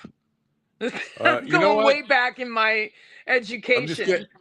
I'm getting a reminder here. GD's partner in crime. I don't know. I haven't heard GD mention this in a Stone's Age. A Stone's Age? What have you heard me mention at all lately? What?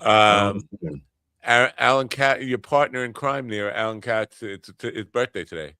Happy birthday to Alan Katz. It was yesterday. I haven't heard you mention the what are we laughing at? What's so funny? What's the thing that you do with him? Right. I haven't heard you mention anything about that. You still doing that? Yeah. Oh. How come you haven't mentioned it in whatever something's age? Coon's age. All right, that's fine. Just for the record, because I know people out there are wondering now. Sean Savoy and I, as far as I know, still get along just fine. He, last I checked, we both thought each other were funny. That's great. I heard you talk about a clique that was walking out on older people.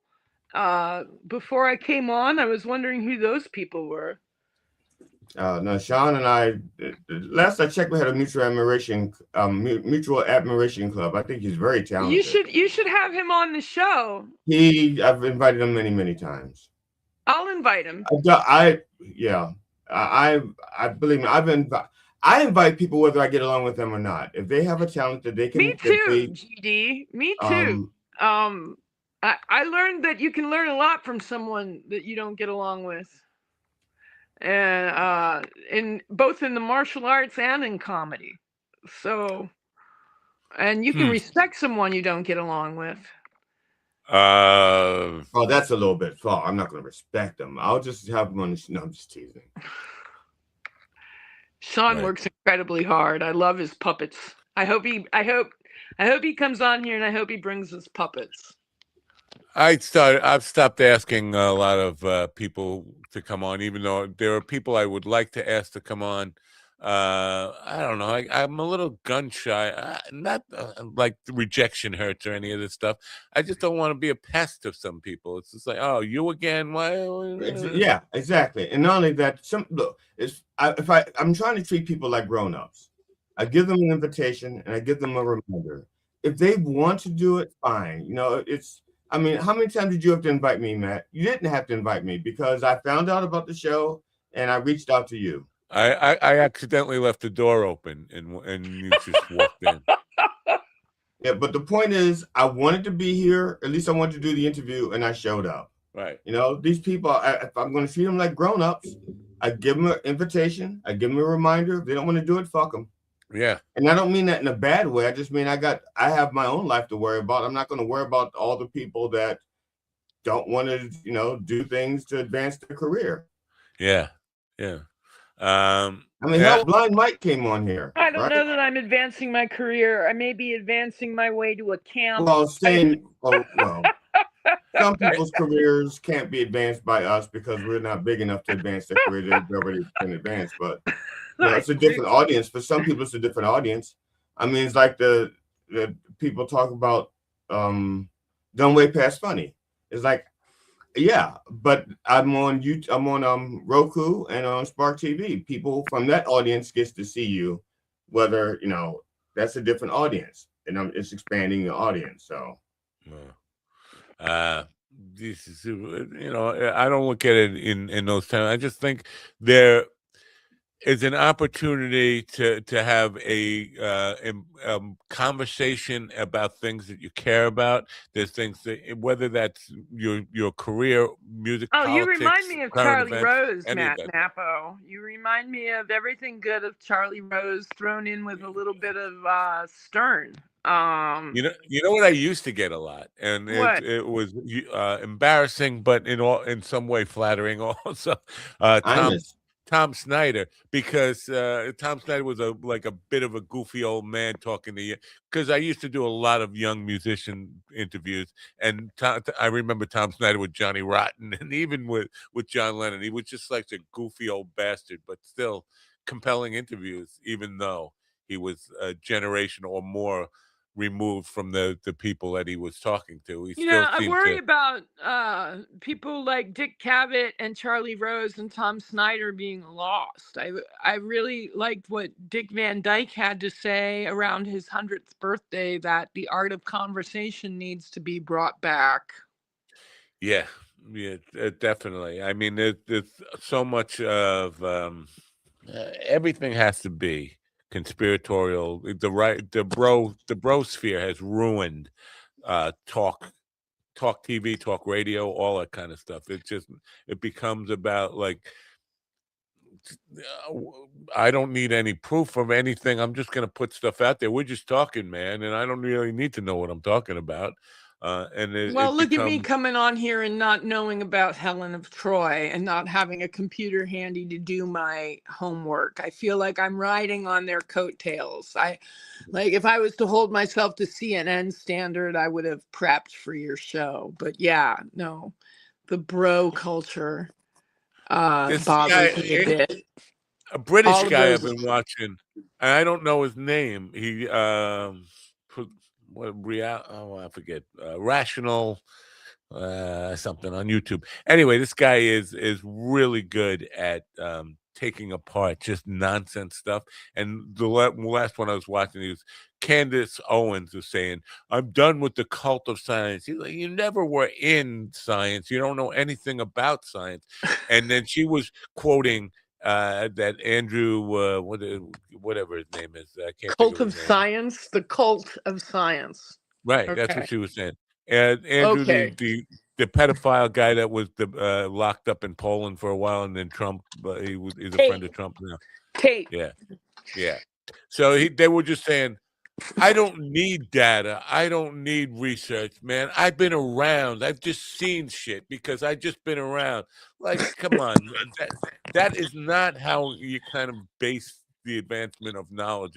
I just seen shit, man. I go with my intuition, my gut. If something feels right, then go. But feeling data is important, and actually knowing what you're fucking talking about is important. But this is the world we live in now. Well, like, Where who is Andrew Schultz? All of a sudden, Andrew Schultz, who allegedly helped get Trump elected, is now saying that maybe he was wrong. And my thing is, you didn't see it coming? You didn't see this sleazy bastard coming? Like, we all knew in the 5th grade in Washington, D.C., what a sleazy bastard he was. And you either liked Trump because he was a sleazy bastard that had access to all of these women competing against their own beauty, putting their beauty against another woman's beauty. Once again, like, the patriarchy always conditions women to compare themselves to other women as opposed to building solidarity. But I digress. You either loved him because he had access to all these women, or you were just like, he's a sleazy douchebag, and I don't like him. Well, not foreign, a guy who lives in Italy now, Scott Shanahan, who is an American who's living in Italy. He said the only thing crazy about this is that people are surprised by it, and this is absolutely true. But I don't know if they were truly surprised or just did not want to believe, because Mikey, who was the lead singer of the band I used to be with, I told him about Project 2025, which has been carried out to a T now. And Trump was saying, I don't know who these people are who wrote this. It seemed pretty extreme stuff. So he was admitting before he got elected that this stuff was just too extreme for people to take seriously, because he didn't want he didn't want people to not vote for him because of that, but it was absolutely true, and he was disavowing it. So in disavowing it, he's saying he knows it's wrong. When I brought that up to Mikey before the election, he was like, "Yeah, but who wrote it?" I was like, the Heritage Foundation and people in his inner circle wrote it. No, it's a Democratic hoax. Democrats, just put that out there. That's why. Right. Oh my God. Right. What a complete idiot. It really bothers me being from DC that so many people don't know how this stuff works. Like it's almost more credible that the Heritage Foundation wrote it because the Heritage Foundation has been consistently established in Washington, D.C., in the same office building, consistently longer than any president has held office. Right. Yeah. You So should the worry that confusion stuff for is in me. paper. Like if they write it down, Right. Yeah. and then we have problems. It's But so written down. the confusion for me is they had to have seen this coming, but was it they that downplayed it? They aside from the yahoos that cry Democratic hoax, you also have the skepticism of the crusty Washingtonian to play against themselves because stuff never gets done in my hometown. Right. So we never have all the houses and government branches and the courts working together in synchronicity. There's always an argument, sure. I'm sure a lot of people in my circles chuckled that the GOP would like to put unmarried people through a boot camp called marriage boot camp to make certain that, unmarried women are snatched up. But it's so extreme. It's so far away from reality. my question is, was it this strong denial muscle, like I'm just going to be in denial and bury this, or is it that they were legitimately knowing that this was it and faking the denial muscle is that strong? In other words, I think they legitimately knew what they're headed for. I mean, we're all dealing with being on the cutting edge of surveillance technology, and China and the U.S. are competing for being the cutting edge of surveillance technology. And these are ways to surveil people, the smart cities that are coming, the Palantir technology, all of that. Yeah. The Facebook is, a backdoor into profiling yourself. We all knew this was coming. A lot of Well, you say we all knew this was coming. I could see that there are some people on the who still support him who saw it coming, and this is what they really wanted. But I think there are other people who are just too stupid, literally too stupid, too uneducated to kind of know that this don't underestimate denial. I mean, a lot of women tell me that we already have equal rights, and they tell me how wrong I am. When I show them the proof, and they're like, ha ha ha. And I'm like, the Democratic Party is not necessarily for publishing the Equal Rights Amendment, and they're like, oh, you're just such an extremist. And I'm like, well, did they publish it? I mean, Biden could have invoked a law that requires the constitutional archivist to publish the ratified amendment, but he didn't. Biden could have done so much that he didn't do, and one of the most disappointing presidents of all time. Not worse, like not on the level that Trump is bad for America, but just one of the most. And I was saying this like a month. The Bloomberg compromise. Yeah, a month into Biden's presidency, I was saying he's not taking the gas inflation seriously enough. Like he wasn't doing anything to try to bring down prices. And I was like, there is no way that the Republicans don't just take power again if they don't show some urgency towards where gas prices were heading. And he was just kind of like, well, we have other things that would, other things are more important. The Build Back Better bill and all this. look at what people are really He concerned lost me with about. Anita Hill. Yeah. He lost me with Anita Hill. And, all these women are like, oh, he's such a feminist. No, not really. I mean, if you're really up there working to empower women, we all know that we're sexual creatures. We don't need you to say that the most important thing about your marriage is sex. We don't need you to say that there were 6 women involved in an athletic game and they were so hot that you almost followed them into the gym. We don't need you to say that stuff. The kids running their hands up and down my legs. We didn't need to hear that. He is the reason this kind of fascist incrementalism has been creeping along. He hung out with Strom Thurmond, and people are like, oh, he's not racist anymore. He got paired with Obama. He got paired with Obama so that racist people found Obama more palpable. Just like you don't think that because he was not my favorite senator, but you don't think that he evolved in any way? Oh, maybe he's less racist. Yeah. Maybe he's less racist. He did call Obama a nice, articulate person, but I don't think he's that evolved, man. We had to back him into a corner.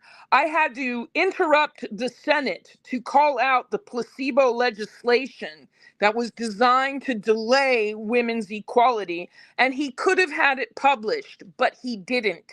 Instead, he verbally just said it's the law of the land right before he left office, and the Democrats tried to claim that as some kind of victory because abortion money and women's rights money makes the Democratic Party wheel greased. But I don't think he evolved that much. I mean, So obviously you can't rewrite the past, but I'm just trying to go back to, in my mind, 2020 and the Democratic selection process, how Biden even got to be because I think at that point, with everyone COVID threw going Bernie on, under the bus. Well, Bernie, again, it's just as we can be as progressive as he wants. They both reek of old, and but I do think anybody could have beaten Trump in 2020 with what was going on with COVID at that time. Why did they pick Biden? I mean, out of all the choices that they possibly could have, I understand you saying they threw Bernie under the bus. Bernie wasn't the only alternative to Biden. Why did they settle on Biden? My understanding. He's the most conservative. He's the most conservative. GD has an understanding. Hold on a second. GD has an understanding. Breaking news. GD's understanding. My understanding is that the Biden administration didn't expect to win any of the primaries until they got to South Carolina, when the Black people were actually in a significant part of the electorate. The Iowa caucus, he didn't expect to win that. The New Hampshire primary, he didn't expect to win that. But he did expect to do very, very well in South Carolina. Now, part of that may have been to do with the Claiborne machine, because Claiborne didn't endorse Biden in the beginning. Claiborne's wife was the one who said, get behind Biden, and Claiborne decided that he would do that. But so I think Biden basically was pushed across the finish line because of the Black vote, which didn't get started until South Carolina. I mean, that's the way I understand it. Yeah. I understand it as him being Bloomberg's compromise. That's how I understand it. Yeah, and but I also understand that a lot of people don't think he's racist because he rode shotgun to Obama, but I think he's still racist. I mean, there's 50 shades of racism. Well, that's true, and I think Black people have a slightly different idea of racism than white people. Probably. For example, when with Black people, there's because there are degrees of racism, and because in the Black community we look at a difference between a separatist and a supremacist and a racist and someone who's a bigot and someone's prejudiced. And there's those are not the same thing to us. They're all different. And so when someone talks about what Biden's flaws, I was like, yeah, okay, Biden is this, but he's not that, and so that's a step in the right direction. Right. He's not going to burn a cross in our backyard. Yeah, so he'll show up at a party with us. He'll replace us if we're assassinated. Or, like my thing is, can you convince someone to do the right thing? That's what I want to know. Because, like, for example, I thought, well, never mind, that's too far back and I'm not going to worry about that. He was so old. Everything good that came out of his administration came out from the administration, not by. Because Biden was an institutionalist. The accomplishment. Biden was an institutionalist, and he really believed in the institution of government, and he really wanted it to work. I'm not sure that he was for his people. Well, his cabinet had a lot of minorities in it. Yeah, right? He had a diverse cabinet. Voting for him, diversity would be in place, as it would have been for any other candidate. Even he was so. The one, and I'm not disagreeing with that. It's not like he was the only person that was like Mr. Diversity. He was Bloomberg. They were like, let's get the neoliberal in. Let's get the guy who will keep ICE detaining people the way Barry did it, real quiet on the down low, so that people think the institutions are in place. I just have to make an observation here. Elizabeth seems to be the only one to be able to interrupt GD and stop him from interjecting, which is quite a skill. Because I wish Slaptail was here to witness this, because I'm sure he would be popping champagne right now and really enjoying it. Well, I suspect that he really loves me, and I also read the statistics on how often women get interrupted when they appear on television, and so I've just resolved to steamroll anyone. Yeah, but I appreciate that. I appreciate you steamrolling over my thoughts, and yeah, I appreciate that. I'm with the steamroller, baby. Yeah. I'm gonna roll all over you. There you go. Yeah, that's. I'm gonna inject your soul with some sweet rock and roll and shoot you full of rhythm and blues. Is that a copyright track? I love you. Is that a copyright track there? I think it is. I don't know. Do I have to pay ASCAP now? How much do we pay ASCAP? We don't. They just take it. They just take everything. Whatever it makes, they take it. Whatever it is, I'm against it. I'm time for me to play Debbie Downer again. Oh yeah. Is that a song? No, Debbie Downer is not a song, but it could be. We could work on it today. My day today is going to be spent comforting my girlfriend in her last hours. Yes, my girlfriend. I said my girlfriend. My girlfriend is a dog, golden retriever. What's her name? Autumn. Autumn. Oh, yeah. I'm sorry. She's in the final stage now. The vet said final stages could mean a week, it could mean a year, it could mean longer than that. Kidney failure. But her mother, my stepdaughter, who said I gotta get there today if I should go say goodbye today. Aww. So that's yeah, it's a rough. I love this dog. This was she's the best puppy ever, and not a long enough life, like 11 years. She's about 11, just about 11 years old now. So that's going to be a very tough thing, just going. Apparently she's not suffering, except that she's very cold. For some reason, when you go into stages of kidney failure, you have trouble maintaining body temperature and all that stuff. So she's shivering. But other than that, she seems like she's not in pain or any of that kind of stuff. It's just sad, man. It's just that's good. It's sad. It is sad. Matt, something to keep in mind, because as a general rule of thumb, people project onto animals the qualities that they kind of like to see in themselves. It's because we anthropomorphize them. We give them human qualities. And so when you look at your dog and look at Autumn and you think of the good things about Autumn, realize that those good things are actually in you. You're projecting onto Autumn. And so those are your qualities. Even if you're not showing them, those are your qualities as well. So when Autumn is gone, those good things, that's part of you. That's very Take sweet. that with you. And that's the last sweet thing I'm going to say today. She would be a total asshole if I was projecting me on her. No, I'm talking about she'd be saying, "Get off my show! I'm glad you got ass raped in prison," and things like that. Get out of my room! I'm glad you got ass raped in prison. Where's my dog food? I don't know. I'm sad.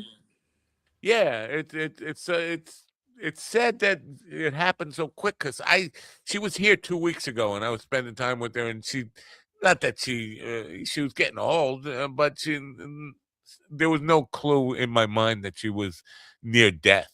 And then boom, here it is. And last night I got a text, you should come and see it within the next 48 hours. I think it's getting close. Like, what? I thought we had a year. I thought I had time for this stuff. Yeah, you know does what? it just happen on a schedule? No, sorry. Well, if it were me, I would prefer it to go quick. Yeah.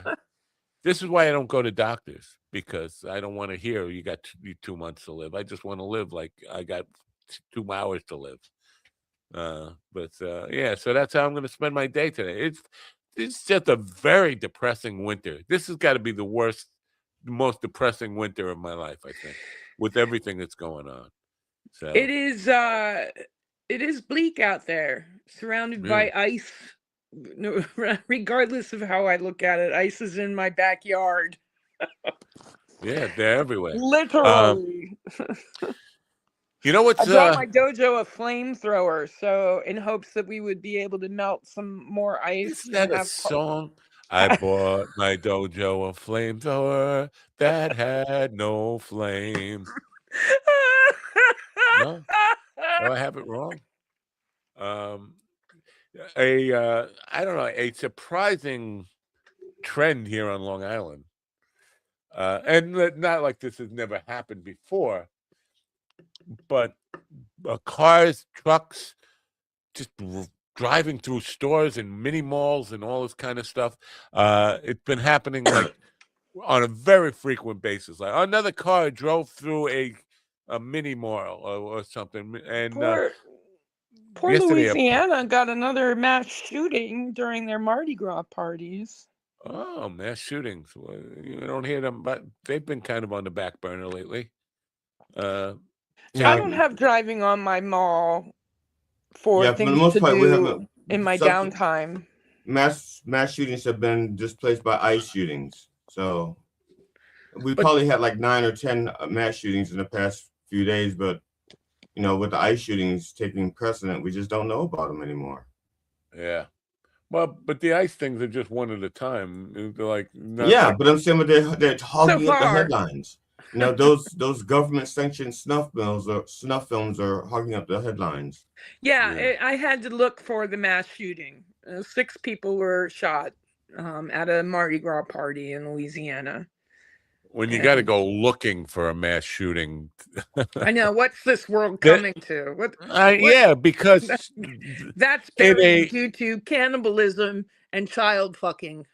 In a world with any degree of decency, a mass shooting would be a major story. It would be something that the news would cover immediately. It would be everywhere. Like mass shooting. Right. Now it's like only 6. Only 6. That's not really that bad. And everybody's getting ready for the Super Bowl and baseball pitchers and catchers reporting in 10 days to spring training. Well, ICE is quietly snapping up detention camps. Yeah. Yeah. I admire people who can find distraction or lose themselves from the news cycle. To be in love with bread and circuses. Oh. Well, on the bright side, I believe the if correct only number. Taylor Swift solved my problems. What do you believe? Oh, I'm sorry, I did that wrong. Permission to speak. Unless I'm mistaken, I love you. There were like 5 out of 7 proposed ICE centers that were supposed to be built, 5 of 7 have been blocked. Excellent. I know Maryland's doing our best. And no, I mean, and I mean, some of them are like in red places, like in Oklahoma. I think Texas is one of the red states that stopped. Yeah, I think you're right on that. So there were like 5 that was absolutely just stopped. I mean, one in Maryland. Well, there were 2 in Maryland, but only one was stopped so far. They were trying to build one in Howard County, Maryland. Right. And they yanked the permits to build. Oh, the good. The other one, the building is already there. That's the one in Hagerstown. And that, because the building already existed, they don't have to build. So they made, that's Hagerstown. Hagerstown. You know what? I imagine the Klan's pretty thick in Hagerstown. The elephant in the room that we haven't. Hey! I do not like being called an elephant. I'm all right. Well, I was going to point it at you a little bit. I was going to point an elephant at you, because the last time the government was shut down, you would talk about it every day. There was like a government. There was an advent calendar or something. Government shut down advent calendar. Right. So it's been shut down for 2 days, and we've haven't even mentioned, right? But it's only a half a shutdown. I don't know how to do a half advent calendar. It's only a partial shutdown. Okay. What part? And I'm not even sure which, and I'm not even sure which parts. It's so small that people won't even notice it. Okay, but they're kind of trying to, and the Democrats will fold, won't they? They'll basically. I don't know the answer to that because there's. You know the answer to that. They're called Democrats. They're made to fold. My God, will anybody let me finish a sentence on this fucking show today? Shit. Well, no, you do know the answer to that. The question is, the Democrats will fold. I don't know the answer to that. They're called Democrats. Fold is right in there. There's a compromise on the table right now that both sides have agreed to, and that is they're going to divide up the bill so that other departments can be funded without interruption. And ICE, the money that will go to ICE, they have like 2-week extension on that, so that they can work out an agreement on how they're going to deal with ICE, new terms or new rules or regulation, whatever it is. So things are moving. There's the actual negotiation and talks going on. So that's what I mean, but I don't know the answer to that because there may not be a place to fold if both sides are compromising right now. They shouldn't be compromising. As of right now, the Republicans are doing more folding than the Democrats. But that's just right now. I don't know. Like I said, I don't know what will happen in the next 2 weeks. There should be no compromise on anything. It should be. Well, the compromise is that they separated the bills, and so instead of them voting for the bill en masse, they're pulling out the section that refers to ICE that would fund ICE. Right. That's the compromise. So everything else can go through, but we're going to talk about ICE and the Department of Homeland Security. So they're getting ready to round up U.S. citizens, as I understand it. That clause was taken out of the bill, and then it was put back in. Huh. I gotta answer these. All right, you want to fold this thing up because in the name of the Democratic Party, I suggest a unanimous fold. That's what I'm going to suggest. No? Yeah, no. Unless GD has some more sentences that he would like to say uninterrupted. He's done. He's done. He's working on a new advent calendar. You have a show coming up, GD. Where is it? Oh, I'll talk about that tomorrow. It's in someplace in Maryland, right down the block from his house. But it's also online. It's also online, plausible.com. You can buy tickets today, right? There you go. You can pre-register, plausible, and if only just $5 per device. And it doesn't matter if that device is a vibrator or I don't know what else it could do it on. A vibrator or a phone. Those are your 2 choices. Yeah, I have a vibrator with a Bluetooth. I'll hook it up. Should I quit? I should quit, shouldn't I? Quit doing what? Well, I was just thinking on the same day that you have that's February 19th, that big show he's got coming out of Funny Old Farts. I love Walter and Sandy. I'm supposed to be at Citi Field, the Mets stadium there, doing a paint party for 100 of the Mets finest. Oh, yeah, that's great. No, it's Are not. they still insisting on doing that same painting? Yeah, or yeah, did they dumb it down in any bit or at all? No. They want to do like a photographic realism of an entire stadium. It's for people. Are you allowed to dumb it down Are you allowed to dumb it down for? Because you only have 2 hours, if I understand it. Yes. 2 hours to paint a picture that the average person would probably take a week or so to do. A week? I'm just saying, the average person. I don't know. A super genius, the greatest painter in the world, would take 2 months, at least, to do this painting. Do it in 2 hours. Yeah. No, I'm not allowed to. This is why I said, should I quit? Because this is making me feel like.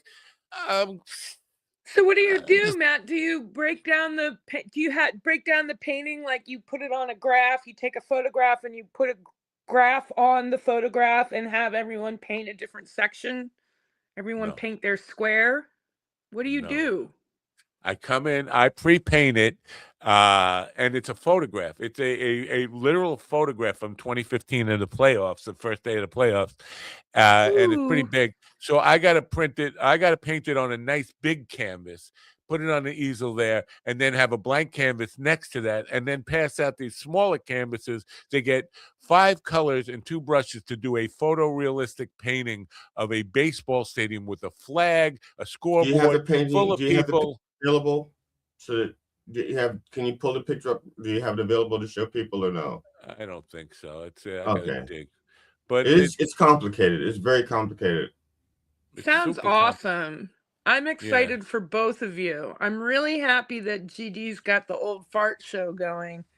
I think that senior comedy is the best comedy because they have so much life experience. Craig Shoemaker is bringing comedy about aging back with a passion. Like we've lost a lot of people that covered that territory. Joan Rivers, Phyllis Diller, Carlin, Carson, all the old farts leave. I'd like to see this group put an international impression of their humor on this world. Here you go. This is what people who have never painted before have to paint with just a half-inch flat brush and a little round brush and red, blue, yellow, black, and white. I love it. In 2 hours. You can do it. I could do it in 2 months. If I start today, I might be ready to bring it by April. It's got to be done February 19th. Are you going to snap a photo of the outcome? Yeah, we always do that. We take pictures of their work. It's not going to be cool. I can tell you right now, this is a failure waiting to happen. So there's all kinds of painting. Like they want it to look exactly like the photograph. Come on. Yeah. I don't think it's a failure waiting to happen. For people who have never painted in their life before, 100 of them at once, this is just going to be a disaster. I mean, I think it's all about the fun that you bring to it, right? I mean, take me out to the ball game. Yes, that's what it should be about. But there's a lot of pressure. They're going to be expecting to get the painting right. They oversell these things like you'll walk away with a masterpiece. No, you won't walk away with a masterpiece. You'll walk away with a beginner's painting. But even the 2 hour, it's a tight 2 hours. If you work, then they're very adamant about don't go overtime because we're not paying you for that. So 2 hours is just not enough time for any of that. You can't even you're going to draw that out. How big is the canvas that they're painting on? Huh? How big is the canvas? It's 14 by 16. So it's not very big to get 100 people painting. It's like this size. Wow. Yeah. So that's the They're gonna for 100 people. Are they all painting their own? They must all be painting their own version. No, they want to do. They assume they've been told that they're going to be able to do that. And again, it's with a 1/2-inch flat brush and a tiny little round brush. You don't have an assortment of brushes to work with or any kind of creative tools that make that simpler. And just to sketch it out and just give them an idea of where that would take 2 hours just to kind of sketch it out. So you have to just do it like almost like a Bob Ross landscape where it's just it's going to be. So the question I asked was, should I just quit? Should I just say, fuck you, I'm not doing this anymore? I booked my own damn point because I'm getting a lot of the. You're so fucking Croydon. Don't quit. I feel like I would be a Stevie and Ortiz if I just quit. But I mean, you know what? Why did Ortiz quit something?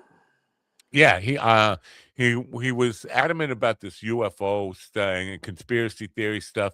So I said, why don't you just do a show on this network? Oh yeah, I'd love to do that. And I'm doing all the production work for him, all the back end work, getting him the guests, creating a video intro for him, running the show for him. God, Matt, you love your friends. It's a beautiful thing. You're a beautiful man. Yeah, well, he did it 3 weeks and then he gave up. I got to meet your sacred wife. It was too much work for him. 3 weeks? What? That's a lot. Yeah. That's not. It was too much work for him to sit in his wheelchair and talk to people for an hour about the things that he really loved to talk about. Like that was just way too much work for him. I hate to think what you say about the Reverend behind his back. I really hate that. What did you say? The Reverend hasn't quit. The Reverend, I'm surprised. Yeah, he's quit. He's just going through the motions. He quit 109 episodes ago. No. Well, that means I don't have to show up this Sunday. That's wonderful. No. The Reverend will be there. Yeah, he's just giving up. No, checked out. Phoning it in. Yeah, he doesn't do any work anymore. He doesn't do any work. He just phones it in from now. Yeah, that's Alan R. Warren, who had written a book about Charles Manson, who I had on last week. You had Charlie Manson on? No, yeah, Charlie Manson I had on last week. Alan R. Warren I had on. He wrote a book about Charles Manson.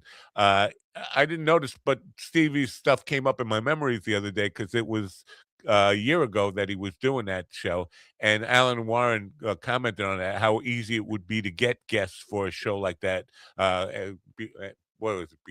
Beyond Classified with Stephen Ortiz. How many people there are to, interview about that kind of stuff, because there's so many conspiracies, there's so many, books about true crime and all that stuff. He thought it would be a very successful podcast and something that people would. True crime is a pretty hot genre, but Stephen just did not have the patience or drive to kind of see that through. Didn't finish it. Now he's doing a podcast with his brother or something that I don't even see him talking about it. I don't know if he's followed through on that. A lot of people start podcasts and just. Well, I hope he finds the means to follow through. You're inspiring me to move my podcast onto YouTube so I can continue it. I don't want to support Spotify, which is where I put it up in the first place. They're running ICE ads, and I just don't want to be part of that. Plus, I understand they're profiling people there. I mean, they're profiling people everywhere. I just don't know, I don't. Ron Kane talked me into in camp. I get excited every day. They're not like Elizabeth Croydon is a domestic terrorist witch. I get excited. It's a good day. Ron convinced me into shutting down my TikTok account. Hasn't made any difference in my life whatsoever. But remember the days when pacifists weren't persecuted? No, I mean, we've always sort of been persecuted. What the CIA's like, kill all the peacemakers first when they want to instigate a war. Yeah. Right. All right. I'm gonna don't quit. I think we should walk away all saying that the message from today is don't quit. Continue to continue. Phone it in if you have to. E.T. did. Don't quit. Well, this is the thing with this company that books these paint parties for me, is they are very critical, and they're a pain in the ass if I go in and phone it in. But it's like, what do you expect? You expect me to teach really photorealism in painting to people who have never painted before, with a very limited palette, with a super limited number of brushes on a small canvas. You want them to get photorealism in 2 hours, and you really expect that? And my tolerance for dealing with that kind of bullshit, it's just like, you set your expectations too high. If they ask me, I'd say, you're gonna get a painting. Don't expect they're gonna it to get a be good experience in a painting. right. That's how I sell it when I sell it on my own. Yeah, don't expect a masterpiece or anything that you're gonna want to. If you want to The give it joy to is the somebody, masterpiece anyway. If you enjoy the if you keep paint off of your phone, you've had a good day. That's it. Yeah. That's absolutely it. Yeah. If you enjoy the process, just enjoy the 2 hours of the relaxation and the ability to get into your creative mindset with friends and family. Enjoy the weather. That should be enough. And if it comes out Enjoy looking not, good, you're you're ahead not of the game. gathered to work. Yeah. But wait a minute, somebody's concerned that they can't even. They're not going to be able to sell this masterpiece. Oh, So these are baseball players that are going to be painting? They are season ticket holders. Oh, that's great. Oh, they got to be thrilled to be there in the first place. They're so dedicated. Oh, that's going to be so much fun. You think? Well, yeah. What you're missing painting. is they're Mets fans, so they're not dedicated. They're delusional. I wanted they're mentally noted ill. that I'm letting GD finish his sentences. I don't know if you are, but Look, there's the other thing that season ticket holders for City Field now, it's not cheap. I mean, just the bottom line investment for these people sometimes is like $20,000 for a season wow, ticket. yeah, it's like supporting the opera or something. I mean, so they I get have a painting that I regard as a masterpiece. That I've had since I trained with Steven Seagal in Santa Barbara, California, at the Zoological Gardens. I painted the Showman, which is like the shrine to the founder of the martial art Aikido. I don't know that every temple in Japan has a showman. I'm not clear about that, but our showman always has the founder of Aikido on it, and I think it's a beautiful piece. I had it copied, and it's all in the eye of the beholder. Zooming in. Hold on the camera there. Let me zoom in here. Oh yeah. You know what? That's better than that's way, way better than this City Field that's going to come out looking for most of these people. I don't know about that. I had I do know. I had a limited palette. I had my watercolors, and I had that's off of a notebook, and I was on a kick where I was going around with my painting all the time and just painting things for the pleasure of it. Yeah, well, and to me, that captures the pleasure of the day. I get it. But these are people who have actually never touched a paintbrush before. They're going to be so thrilled at what they did. They're going to be like, "Oh my God, it's a masterpiece." Huh? Yeah. Okay. Yeah, they are. Like they're looking. They're snobs. Did I come back to the point? That's why I brought up the money. They're snobs to begin with. These are elites. These are people who just have money to burn, and they're going to look at me like. So no matter what they paint, it's going to be a masterpiece. Right? Didi, where do you fall on this discussion? You think I'm right, don't you?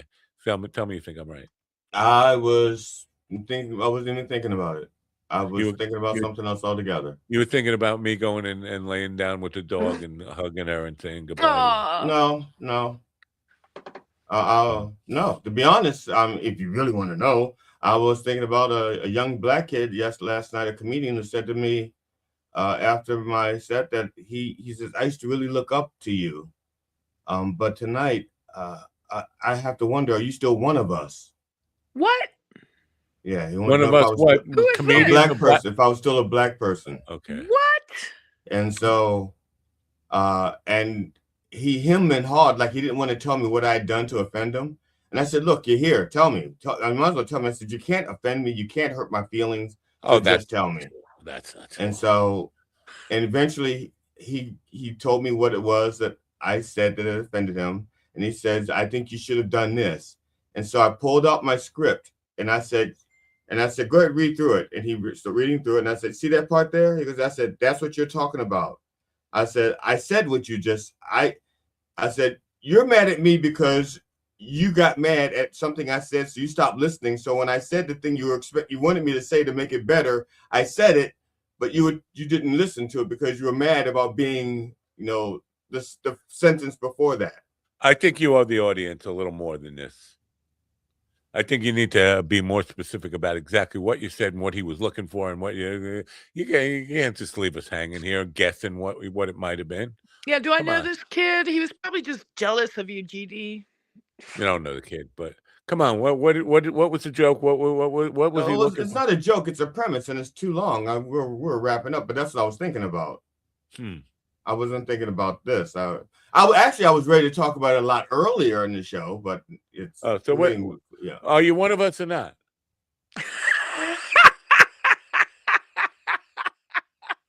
I guess not. One of us. One of us. We'll find out. If a cop stops me, we'll find out if I'm still black. What if God was one of us? Is that a copyright strike? Joan something with a B, right? Osborne. That's what the B is. Not related to Ozzy Osbourne, because then it would be ball lightning. Right. He says that. He said that a lot in the show that his son did with him. Yeah, ball lightning. Yeah. So tomorrow there's no guest scheduled. Again, I have a guest tomorrow night, Stephen, the rockstar military guy. Well, if you send me the link, I'll come on after Aikido. I have a 7 a.m. training class at the dojo. I'd love to come on. And then what do we got Thursday?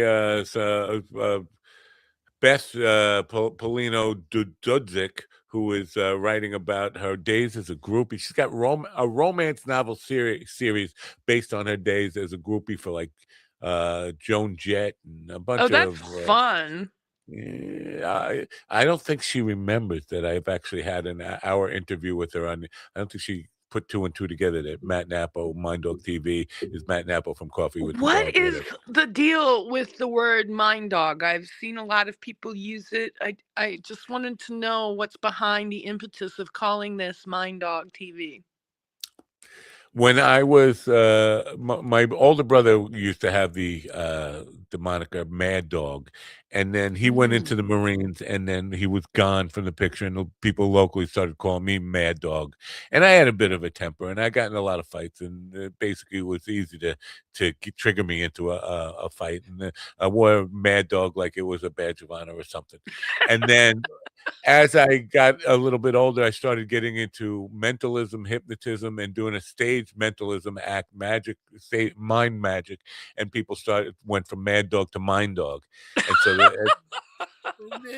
was a pretty cool. Mind Dog is your mind's best friend kind of thing. And then the radio show, it was all about people who were into mindfulness and all the ideas behind telekinesis, telepathology. Yeah, telepathy. Telepathy. I don't know why I'm struggling here. Tel Aviv. Mind reading and all that kind of stuff. Yeah. So and hypnosis and all that kind of stuff. So the Mind Dog thing, that's where it comes from. That's great. Mind Dog is your mind's best friend. Well, I don't get it. What does that mean? It means it's just mind and dog. Man is your dog's best friend, and the dog is your man's best friend, and mind dog is your dog's best friend. That's what it means. You understand now? You don't know. Yeah. It makes me think of Ben Harper's Fight for Your Mind. Great album. Yeah. People don't take good care of, the brain is one thing, but your mind is a whole other thing. And people just don't pay much attention to mindfulness and thoughts and controlling your thoughts and all that kind of stuff. I've been So doing a new breathing technique recently. I been dealing with a lot, caring for my parents, and I've been inhaling for a period of 4 seconds, and then I hold it. And when I hold it, I don't suffer. I just hold the breath and not like suppressing the breath. When I hold it, I think of warmth inside my body expanding everywhere, and then I blow it out for like at least a count of 8. Um, and they say that this helps rebuild your prefrontal cortex, or at least settles stress. So I'm doing that, and I have plans to buy some coarse salt. I heard a wives' tale that if I stand for 10 minutes in coarse salt within an hour, with bare feet, within an hour, my jaw will unclench, and my jaw hasn't unclenched since my mother was in the hospital for a week. So yeah, I'm my jaw hopeful. hasn't unclenched since 1974, 75, something like that. And it was funny, whenever I hold my breath and I get ready to blow it out, GD tells me blow it out my ass. Oh my God, you guys are hilarious together. Oh my God. No, More fart jokes. That's right. But Friday, we have the reunion of Douglas and Queens. The Douglas and Who's Queens. Douglas and Queens? It's a they were like they were like a Simon and Garfunkel thing. They were big during the early 70s. A guy named Johnny Mortarballs Rulo and his partner Jackie the Joke Man Martling. They will be here. This is the first time they've spoken to each other in 40 years because they had, I don't know, contractual disputes. The band broke up or whatever. They've been at like a Martin and Lewis type thing. I'm getting them back together on the air. It will be great. tearful Look at and you. sentimental. That's really nice. Yeah, we'll see. I mean, Jackie will probably be. Jackie still takes a lot of shit from the Stern fans. I've noticed He he's sure been plugging. does. I Yeah. love him. He's a salty, crusty, old school comic with a heart of Howard gold. Stern made it cool for his fans to just attack Jackie like he's a punching bag, and he got I still used have to watch the documentary. I'll watch the documentary between now and then. So, Matt, what you're saying is I am the low budget Jackie? What do you mean? Well, you're Howard got G.D. his Fenderson, fans. Howard got his motherfucker. fans to turn on Jackie, and there's this blind guy that got his fans to turn on me. Although I never worked with the blind guy, so yeah. Are you talking about the people that trash you on YouTube regularly? One guy, not the people. Yeah, one show. But that one guy has influence over. For some reason, he used to be on Barstool Why Sports. did he fixate on you, GD? You're just better looking. What? He wouldn't know that. He can't see. He's blind. He's blind. Well, legally blind. Yeah, but it's not just GD. He's this guy. He hates everyone.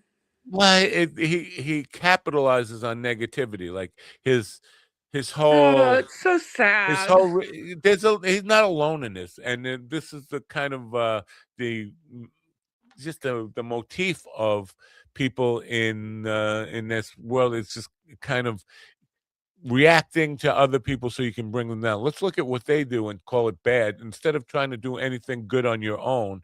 And I think when he was here, I asked him, do you do comedy? No, I'm just a fan. Well, it doesn't seem like you're a fan. It seemed like you're an anti-fan. It seemed like you only pay attention to the stuff you don't like. It's like, how hard is it to look for things to enjoy rather than things to not enjoy, to tell other people to not enjoy?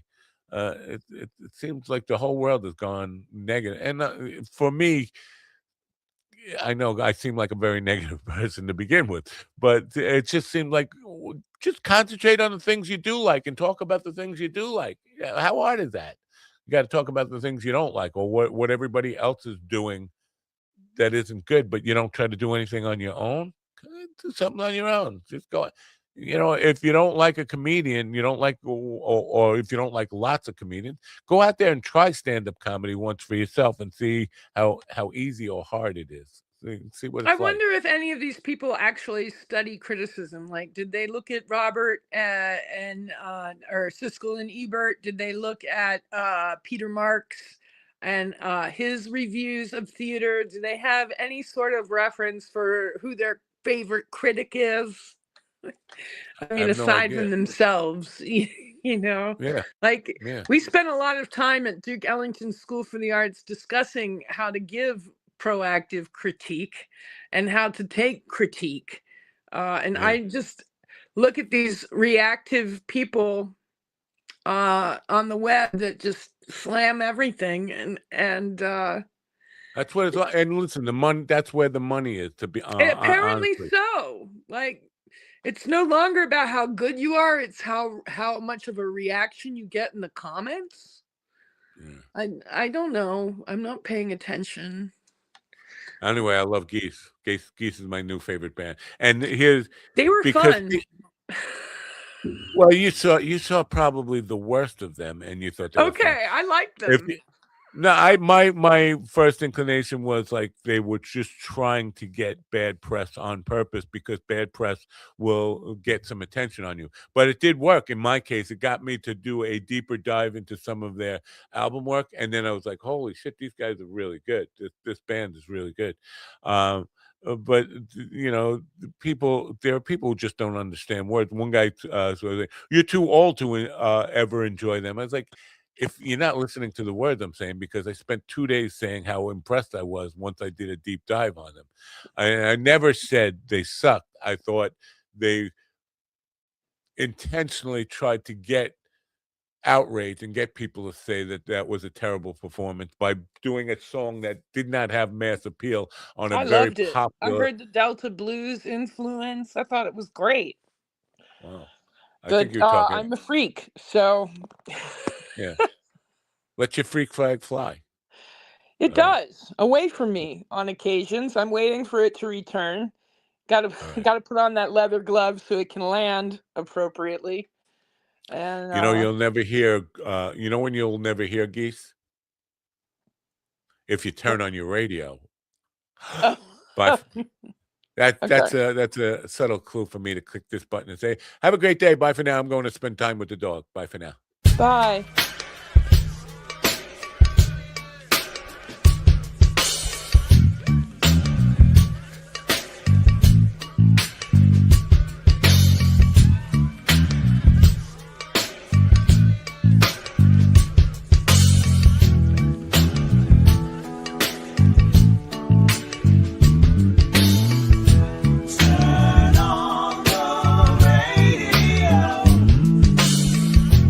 Oh